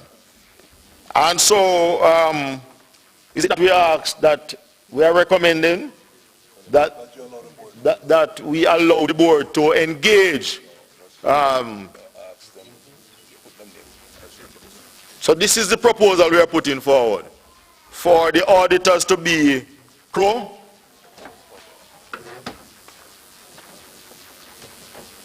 may I have a motion moved by Roy Earl, seconded by Ers, Christopher Ers.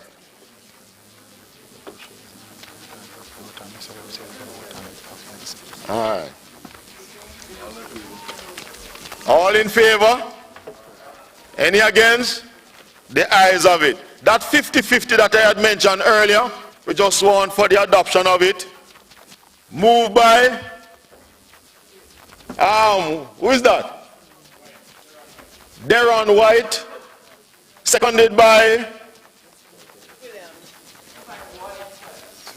Sylvani Williams. What, Sylvani? Sorry, Sylvani. Sorry. All in favor? Any against? The ayes of it. Thank you very much. We are now at any other business.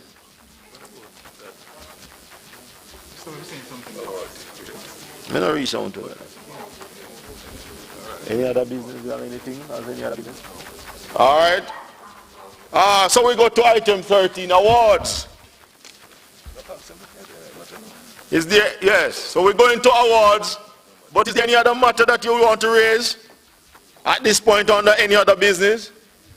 When we are finished here, we're just wrapping up here. We're not coming back to this room. We are heading straight to lunch. Any other business? All right. So there's no other business. So we go to awards.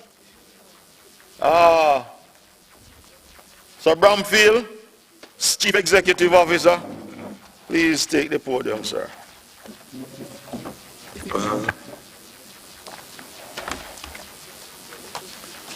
Thank you, Chairman. Good afternoon again, ladies and gentlemen. Afternoon. Well, both the chairman and secretary in their report spoke eloquently and glowingly about the contribution of management and staff. In keeping with this spirit, we want to, what I would say, promote a climate for motivation. So awards normally go to persons who, in our view, who have worked with us for some prolonged period. And the minimum period that we use for recognition is 10 years. So I have a list of persons here that will be recognized for their contribution to the credit union. Some of whom really started leaving straight out of university and some straight out of high school, and are now part of our management group who would have earned their stay supported by the credit union for extension in their educational qualification. And I'm going to call a list of persons. I may be inviting persons who, just from the board here. I'm not going to tell you who yet, but I'm going to call on you sudden to just to make the award for me, while I'll invite the person to come forward. I'm not going to be able to do citation for everyone's, but I'm just going to do a brief comment about each person. We are honoring or recognizing 8 persons here, 5 of whom fall within the management supervisory level, and 3 who are more or less what we call our ancillary staff. So I'll be calling names, but it won't be calling any special order of importance. We recognize everyone. We value each person's contribution. We look at your competencies, and what we demand of you is based on what we are recognizing now. First person is Miss Kellyanne Dixon. Miss Kellyanne Dixon is our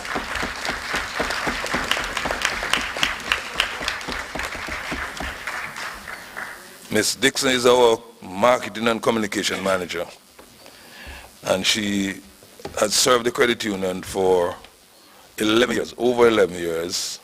She joined the staff straight out of university in January 2008. She would have further studies up to the level of master's degree and even a designation. If you look at her in the book, you will see that her designation even improved further. So she's responsible for all the digital marketing that we spoke of and the improvement that you would have seen in our presence. I'm going to invite Mr. Allen just to do this presentation for me.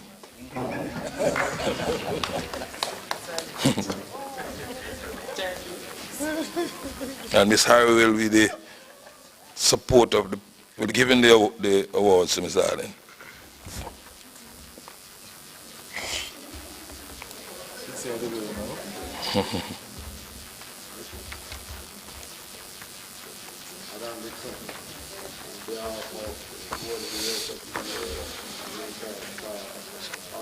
Congratulations on your 11 years of service, dedicated and hardworking. We hope that you will enjoy this sort of a recognition and keep working on it.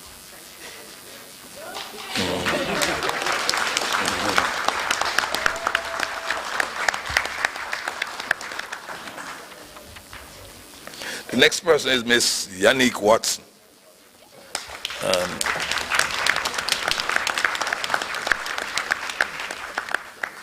Where is Yannick? Oh. Yannick is our legal officer. She joined the staff, well, I think she joined the staff straight out of high school. And so it means that she would have acquired her LLB, is it LEC or RCLE? LEC, while being a staff of the credit union. So she's responsible for the legal risk and compliance. She's the legal risk and compliance manager. So when Mr. Allen spoke about, it is not only the concrete that build up the building that is there, but it's based on how we value people and the recognition that we give to them and how we recognize them at the end of the day. That's what really counts. And Yannick is our legal officer. She's an attorney at law. I'm going to ask Mr. Wint to make a presentation.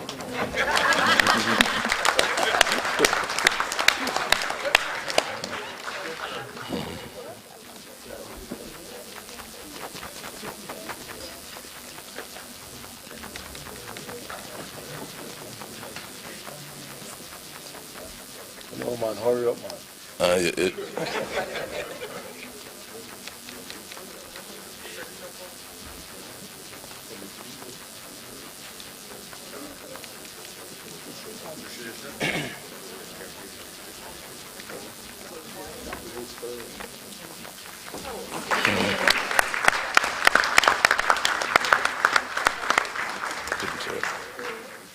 The next person that I'm inviting is Mr. Radney, Treasury Radney.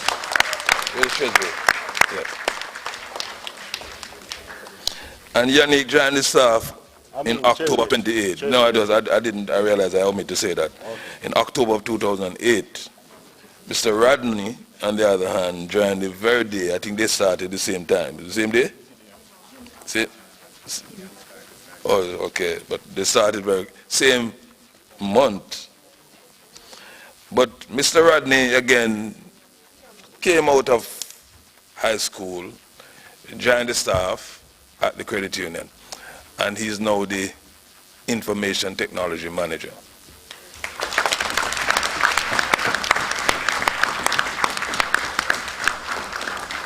He has a Bachelor of Science degree in the field, and therefore, just to say that it is what you put in that you get out. And the effort that the management and staff put into Mr. Rodney as an investment is actually paying off. I'm going to ask Ms. Davis to make this presentation.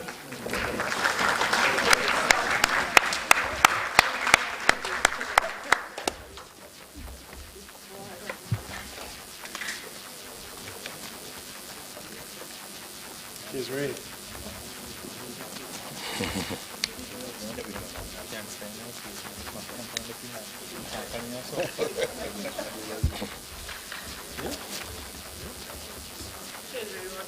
On behalf of the management, staff, it's indeed a pleasure to honor you and give you this token of appreciation that we are really thankful and for your service at the credit union. When the one came to the credit union, he was a boy. And I take him as my son. I call him my son. Rodney, I'm so proud of you.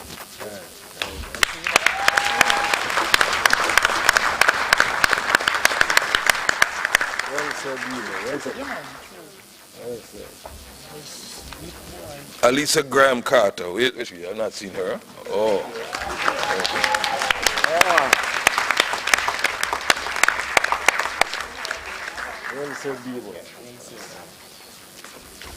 Ms. Carter is the branch officer for Mandeville. She started at head office. I think she had experience to work elsewhere before, so she actually came to the credit union with some experience. So she came as a clerk, accounting clerk it was, I think, and she's now the branch officer for Mandeville. So she worked in head office, and then now she transferred to the branch.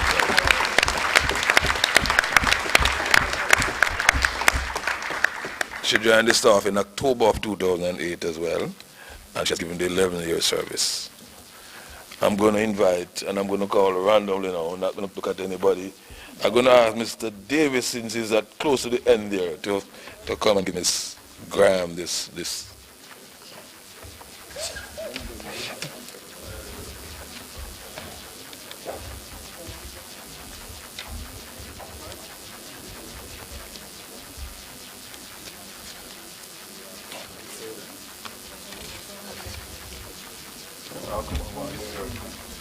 On behalf of the Board of Directors, Management and Staff and the General Membership of the Credit Union, I take it a great pleasure in presenting you with this plaque for outstanding and dedicated service.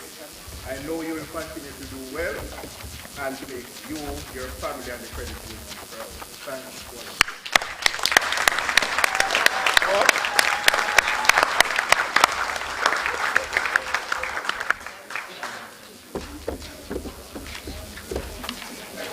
Mrs. Starr, get Mrs. Starr. Mrs. Davia Tor? Yes, Mrs. Starr. Good.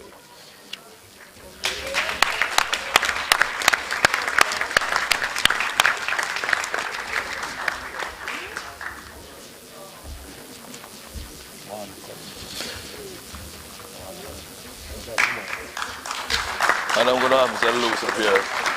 I'm going to ask you to prepare that so. Mrs. Starr is one of the loan officers. She operated at that office. So she supported the credit manager, perhaps maybe her main support at this time. She joined the staff in September of 2008. So she completed 11 years, starting as a junior clerk, now to a loans officer. Mr. Lewis, Everton Lewis, at some stage I believe they work together. Is it so, Mr. Lewis? You were at head office while she was? Yeah, well, yes, they would have. I'm trying to make some connection. If you realize that everybody link without going back to my background, knowledge of each person, that's how you see I call their names.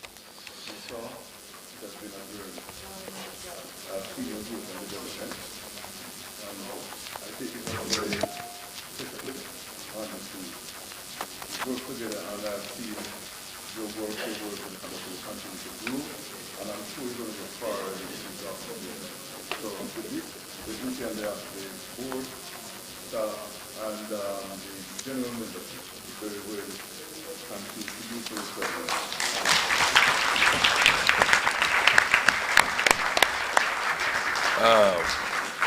Well, Miss Foster, where's Miss Foster? Miss Monica Foster, where is she? I'm going to ask Mr. Hunter. I'm sure at some stage you would have made coffee for Mr. Hunter at some stage. So Miss Foster is one of the ancillary staff. She joined us in July of 2005. So she would have completed 14 years in that field.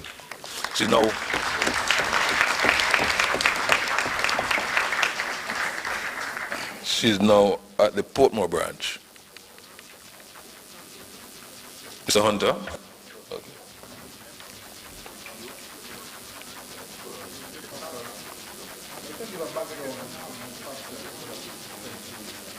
A couple years ago when I was there, I don't drink milk.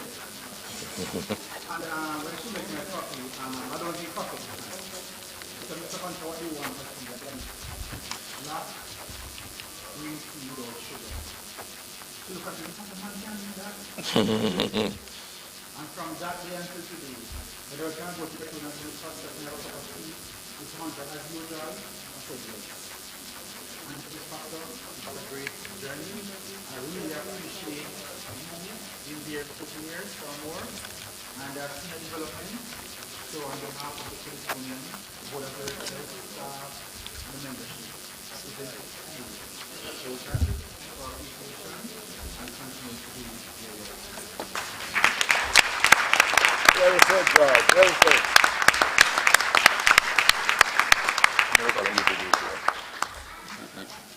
Very good. Oh, there's Miss Thompson from the Mandeville branch. Elisa just collecting on behalf. Miss Harry will present it to you. But she started with us in November 2008.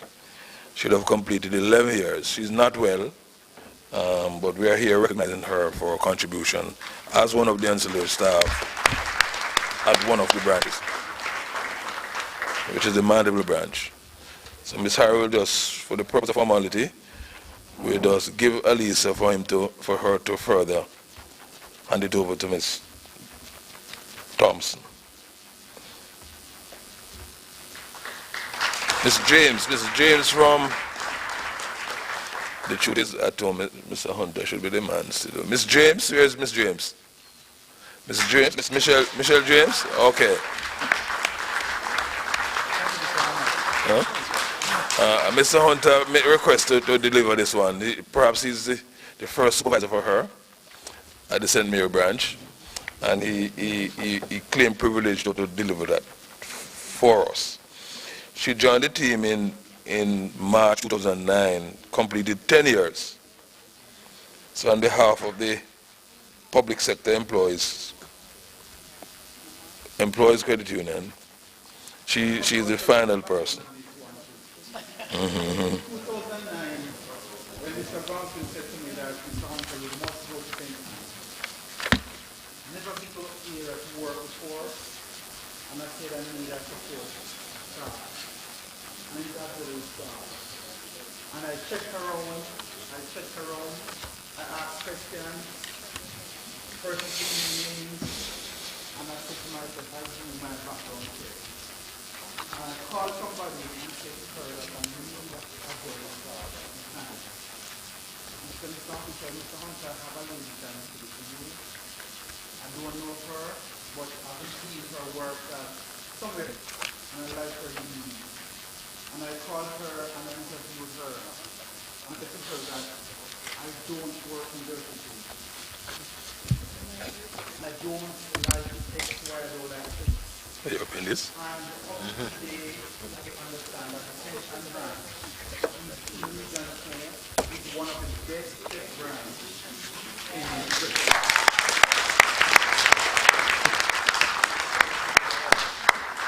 Is my duty, my recommendation, and my training.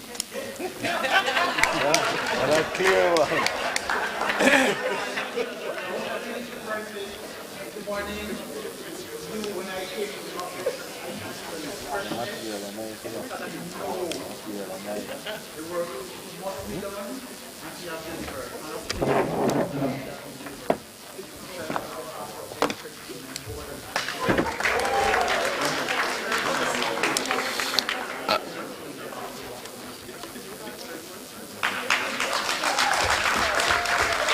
Now, Miss James is the final. She, by no least, but she's the final recipient today. Thank you again, ladies and gentlemen.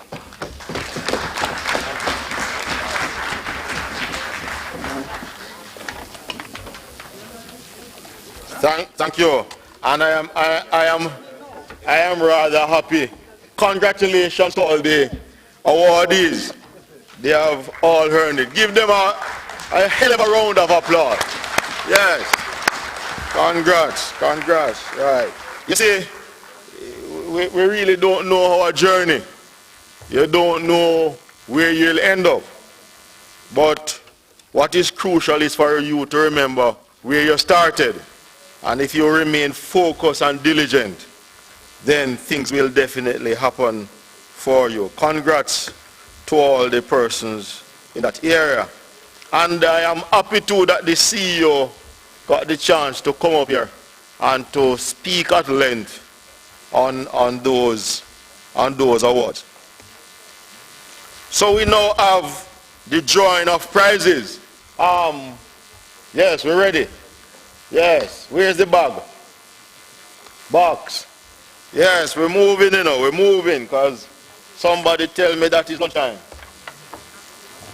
So we're going to ask, I'm going to ask my friend from Correctional to come forward and to pick a number here for us. First prize is 8,000. That is what? Jamaican dollars. All of 8,000 Jamaican dollars. We're joining the third prize first.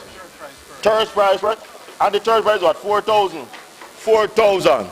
Pick a number there for us and let me have it, sir. Thank you very much. This is number 18. Who is 18? Owen Grant is here? It's unbelievable. I see why you want, man. Anybody sit down in that category, you must win something. Congrats. Number 18, here it is. We're going to ask Mr. Powell. Yeah, man, you're still a young, strong man, sir. I must ask you kindly if you could present this one for us.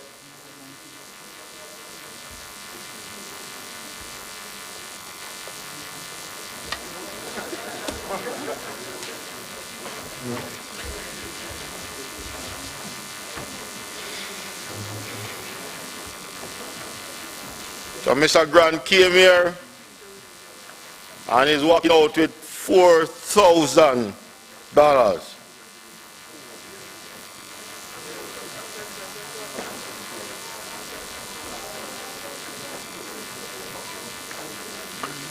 All right, thank you, Sir Powell. We move to the second prize, which is what? $6,000. And we ask my good friend, please, sir, to draw this one for us. Mr. Michael Webb. Yeah, man, shake him up, yes. Take out one. May I have it, sir? Thank you very much. And what I have here is 27. Who is that? Tamonia Stewart. Who is that? Tamonia Stewart going once. Tamonia Stewart going twice. Tamonia Stewart gone. Go again, sir.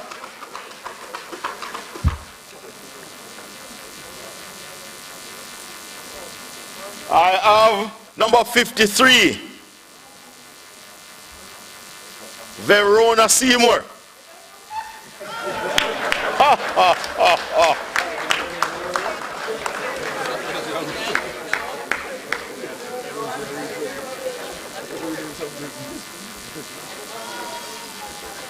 And I'm learning, Miss Seymour, that this is your first AGM. I know you will be at everyone else. Very, very good. Congrats.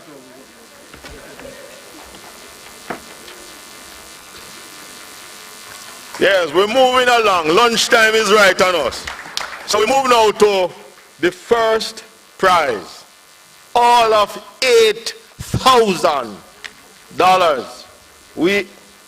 We're asking Miss Brenda Lynn McFarlane, one of the foundation managers, stroke everything else in this thing, to draw this one.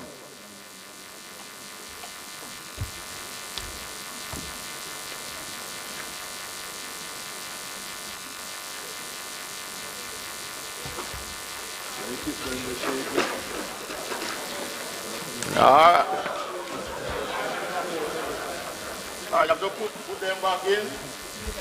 Yeah, right there, yeah man, right at the top there. Don't, yeah, put them back in, shake it again.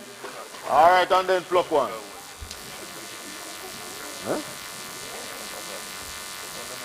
Oh, yeah. Yeah. This is number 57.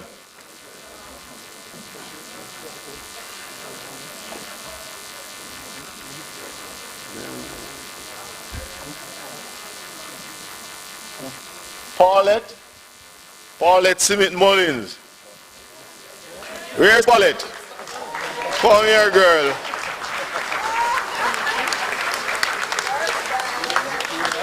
Look how long we don't see this picnic. Very good, very good. Congrats.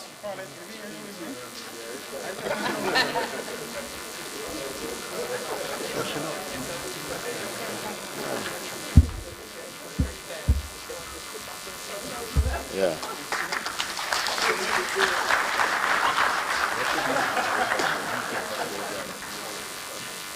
Let me know what talking about. Come on, we have Just give me a few more minutes, colleagues. So we have that big prize there, $8,000. Remember, I know you have my number and my address. Very good. So we're going to another bigger prize now, a weekend for two at Sea Gardens Resort. And if you look at the brochure, let me tell you something. Whoever wins this, have to come call me. So we're going to invite Mr. Crow to shake the bag and to pluck this award for us. Miss June Wright from Sea Gardens, is she inside here? Oh yes, you're right. Stand by to make the presentation to the winner, please. So pluck one there, sir, and let me have it. Thank you very much. This is 95. 95. Tell us who is that. I learned that it is Calvin Allen.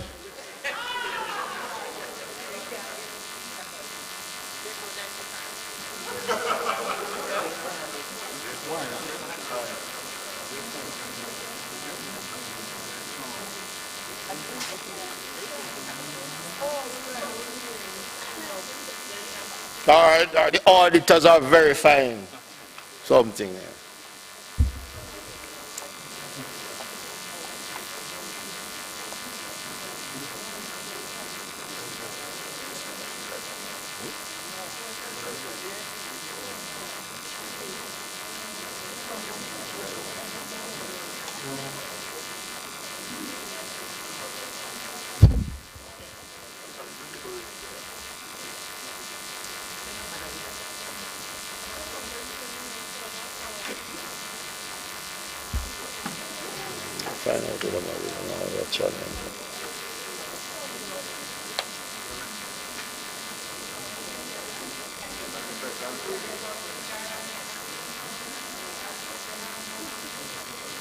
Yes. Who is it? Right, just a second here, madam. Ricardo? Ricardo Martin. Ricardo Martin going once. Oh, he's here.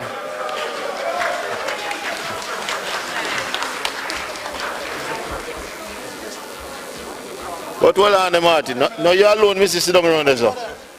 Come around here, man. Come around. Wait. Hold a second here. No, this is a lunch ticket.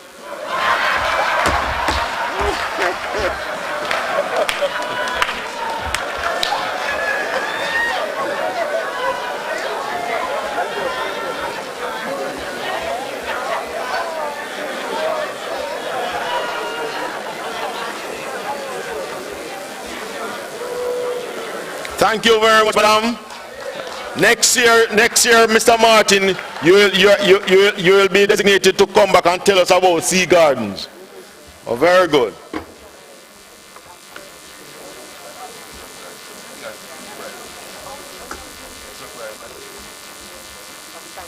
Right. And so now we're wrapping up. But because this thing is so nice, I know you're not so hungry even though you're hungry. So, I'm asking you right now, right where you sit, to look under your chairs. Don't look yet, but look under your chairs. There are 3 gifts envelopes under your chairs from songsters. Whoever finds something under your chair, just come forward. Hold it tight and come.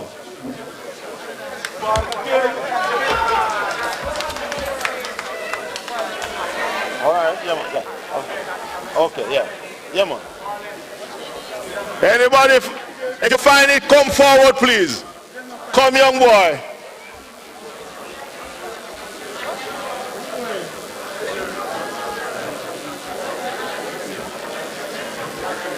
All right, listen now. It was only 3 envelopes, so if 3 people find already, you can stop. Look now. I think I should share.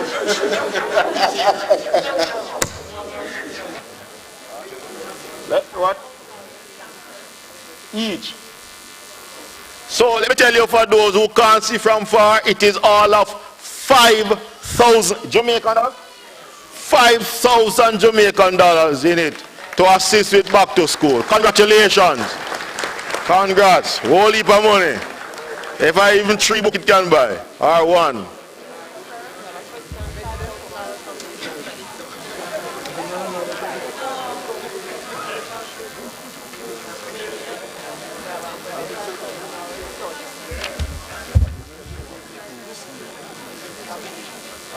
Okay. All right.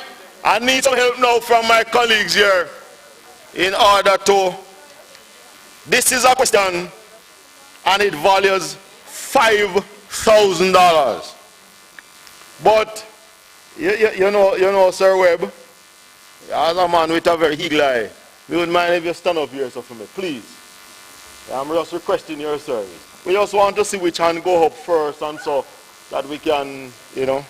The question is, and board of directors help me look around. The question is, what is the name of the group CEO for the league? We not see no Anna go. Me check this out and see yes.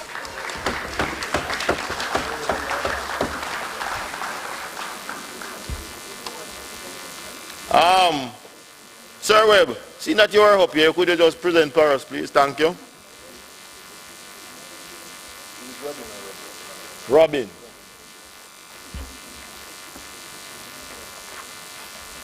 Any other?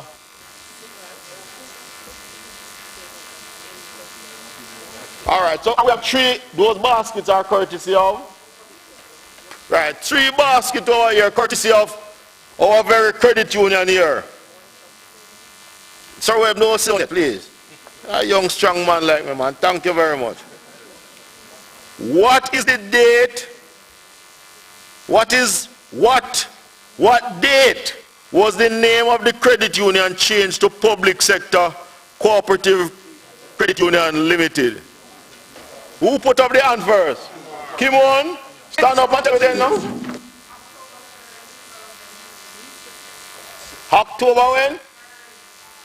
And what paper you have down there, look for? Come up, you win, she win. Come. She won last year too? It's alright. Come, Kimon, very good. In fact, she's one of the very hard-working staff down at PSECCU there. The next basket is from Kuna Mutual. Alright. Yeah? It's alright, man. We soon go check if you have relatives out of St. Thomas. It's alright. Yes, sir. Oh, Lord. Oh, Lord. Didn't know that. Thank you, sir. Thank you, sir, Webb. And please stay there, sir. Yeah. Alright. Here this one now. And this one is, this bus from Kuna. What is the date of our last AGM? Hold on, 200 ago? No, tell you what. You're void, only one on your put out. Alright, the one up now, go ahead. What is the date? What kind of paper you have down there, look for? She win too, she won, give her a hand. Give her a hand, boy. Oh no credit union, brother.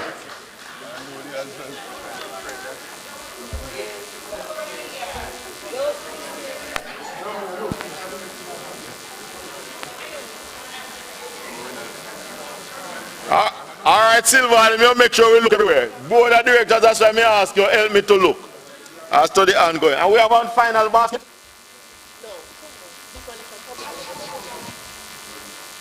So,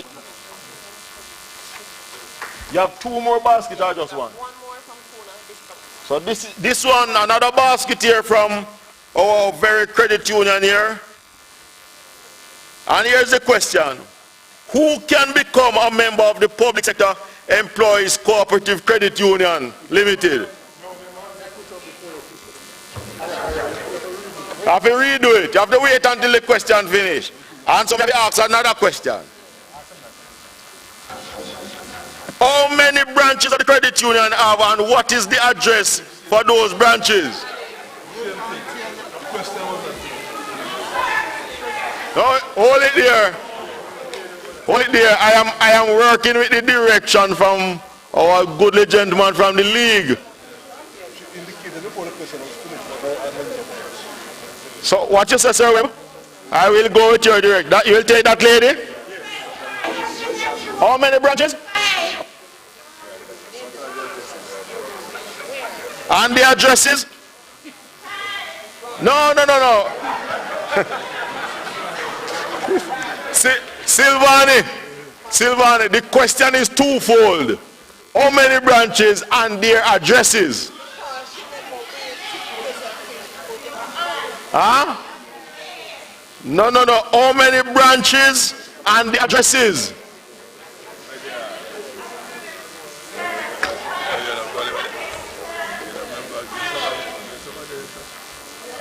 One is Manchester.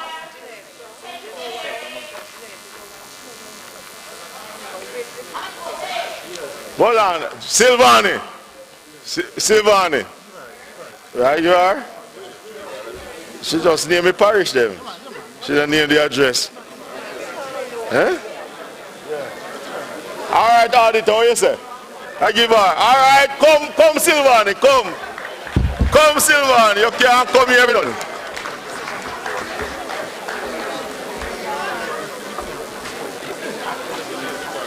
This one is from?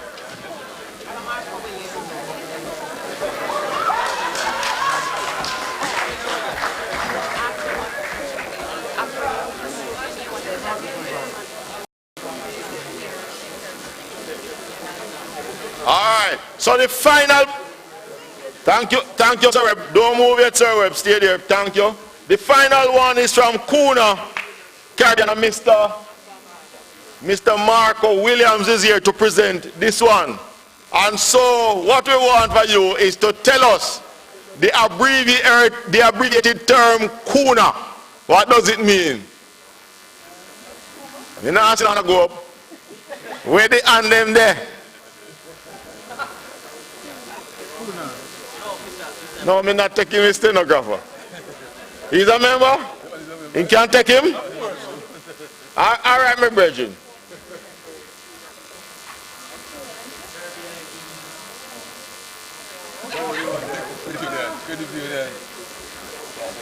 Going once? Yes, sir. Let me hear you. Credit Union National. What kind of paper you have done for your desk? Come on, you get it. Clap him, clap him, clap him. Hush me, brother.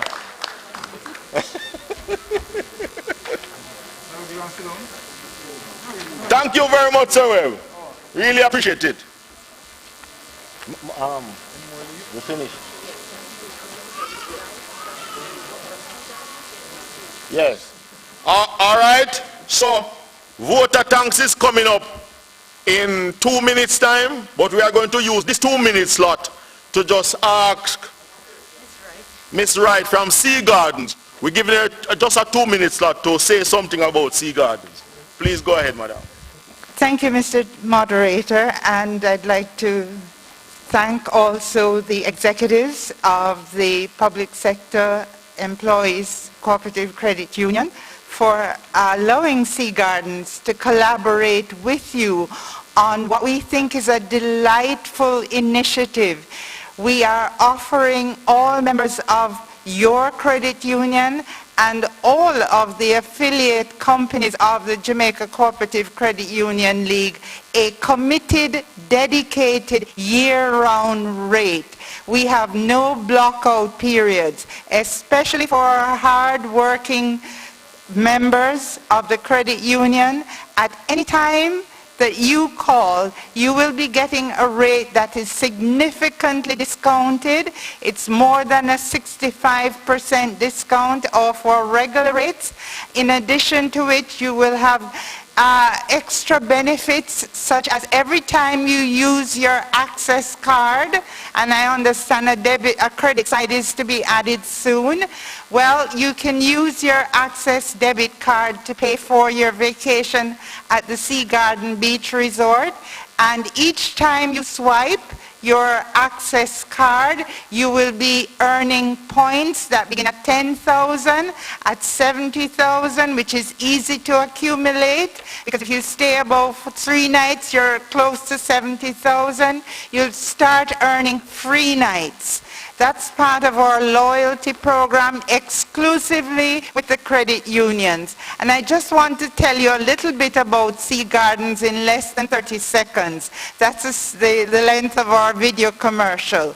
In a landscape, a tourism landscape that is becoming well covered with, put your hand down, sir, that is covered with generic international brands.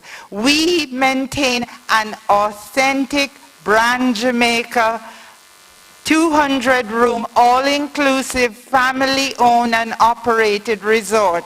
We're located in Montego Bay, in close proximity to the Hip Strip and near to the international airport. We promise you, when you come to stay with us, an authentic Jamaican vacation experience. I'm looking forward to welcoming you. I'm your credit union liaison officer, and I'm grateful for the opportunity. I'm honored to have been part of today's event.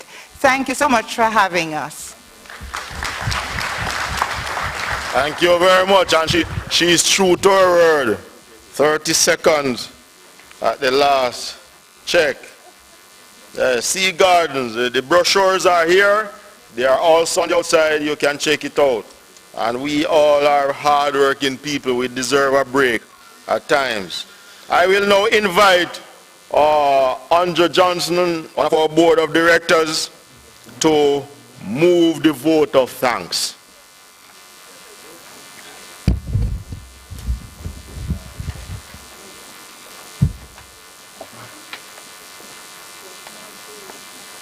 Thank you, Mr. Chairman. Good afternoon, all. I was asked to move the vote of thanks, and I tried to think of a very good way that I could say thanks. I started looking for a quotation and some fancy thing, and the only thing I could come up with was thanks. And so I stand here on behalf of the Board of Directors of the Credit Union to say thank you to, first of all, to Father God for giving us a wonderful day, for giving us life and health, and for allowing us to be here on this wonderful occasion. I want to say thanks to Reverend Faulkner for conducting a wonderful devotion, and to our chairman who conducted the program and carried us through the proceedings very nicely. He was also entertaining and engaging. Our partners who are here with us today, Mr. Webb representing the Registrar, Correctional Services Credit Union, CUNA, the Department of Cooperatives, Co-operative, our Auditor, NAJ, Tea Gardens, JCIA, Jackal. I just want to say a special thanks to you all. And most of all, I want to say thanks to the members who are here, our own members who made it possible by your attendance and by your participation and interest in the business of the credit union, of which you are also shareholders. I want to say thanks to you for coming out and for making this day as wonderful as it is. Finally, I want to extend a special thanks to the staff and volunteers who have been working from a couple weeks now and culminating in today's activities. I want to say a very special thanks to you. Your effort has made this day as wonderful as it is. I'm not going to leave out our stenographer as well, who has been with us year after year, and also our support from CCU, who have provided for us technical support in terms of communication and photography and videography. Thank you all.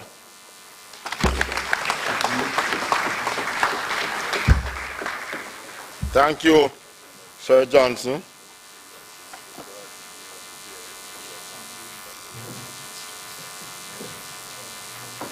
So I'm told that lunch will be in the garden here, right? And some of our more special guests will be ushered to a particular area at the eastern side of the garden. Item 16 is in order, termination, and you indeed were a fantastic group of cooperators. Today, we really... Yes, thanks. We really appreciate your full and mature participation.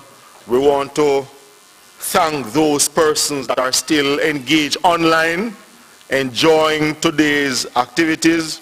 We are happy that you were able to join us from the realm of technology, and we hope that you enjoyed all that you were able to view online of this, our 51st annual general meeting. Thank you all. Have a great afternoon. We move to lunch, and just before we go to lunch, may I ask us to stand as we do a grace?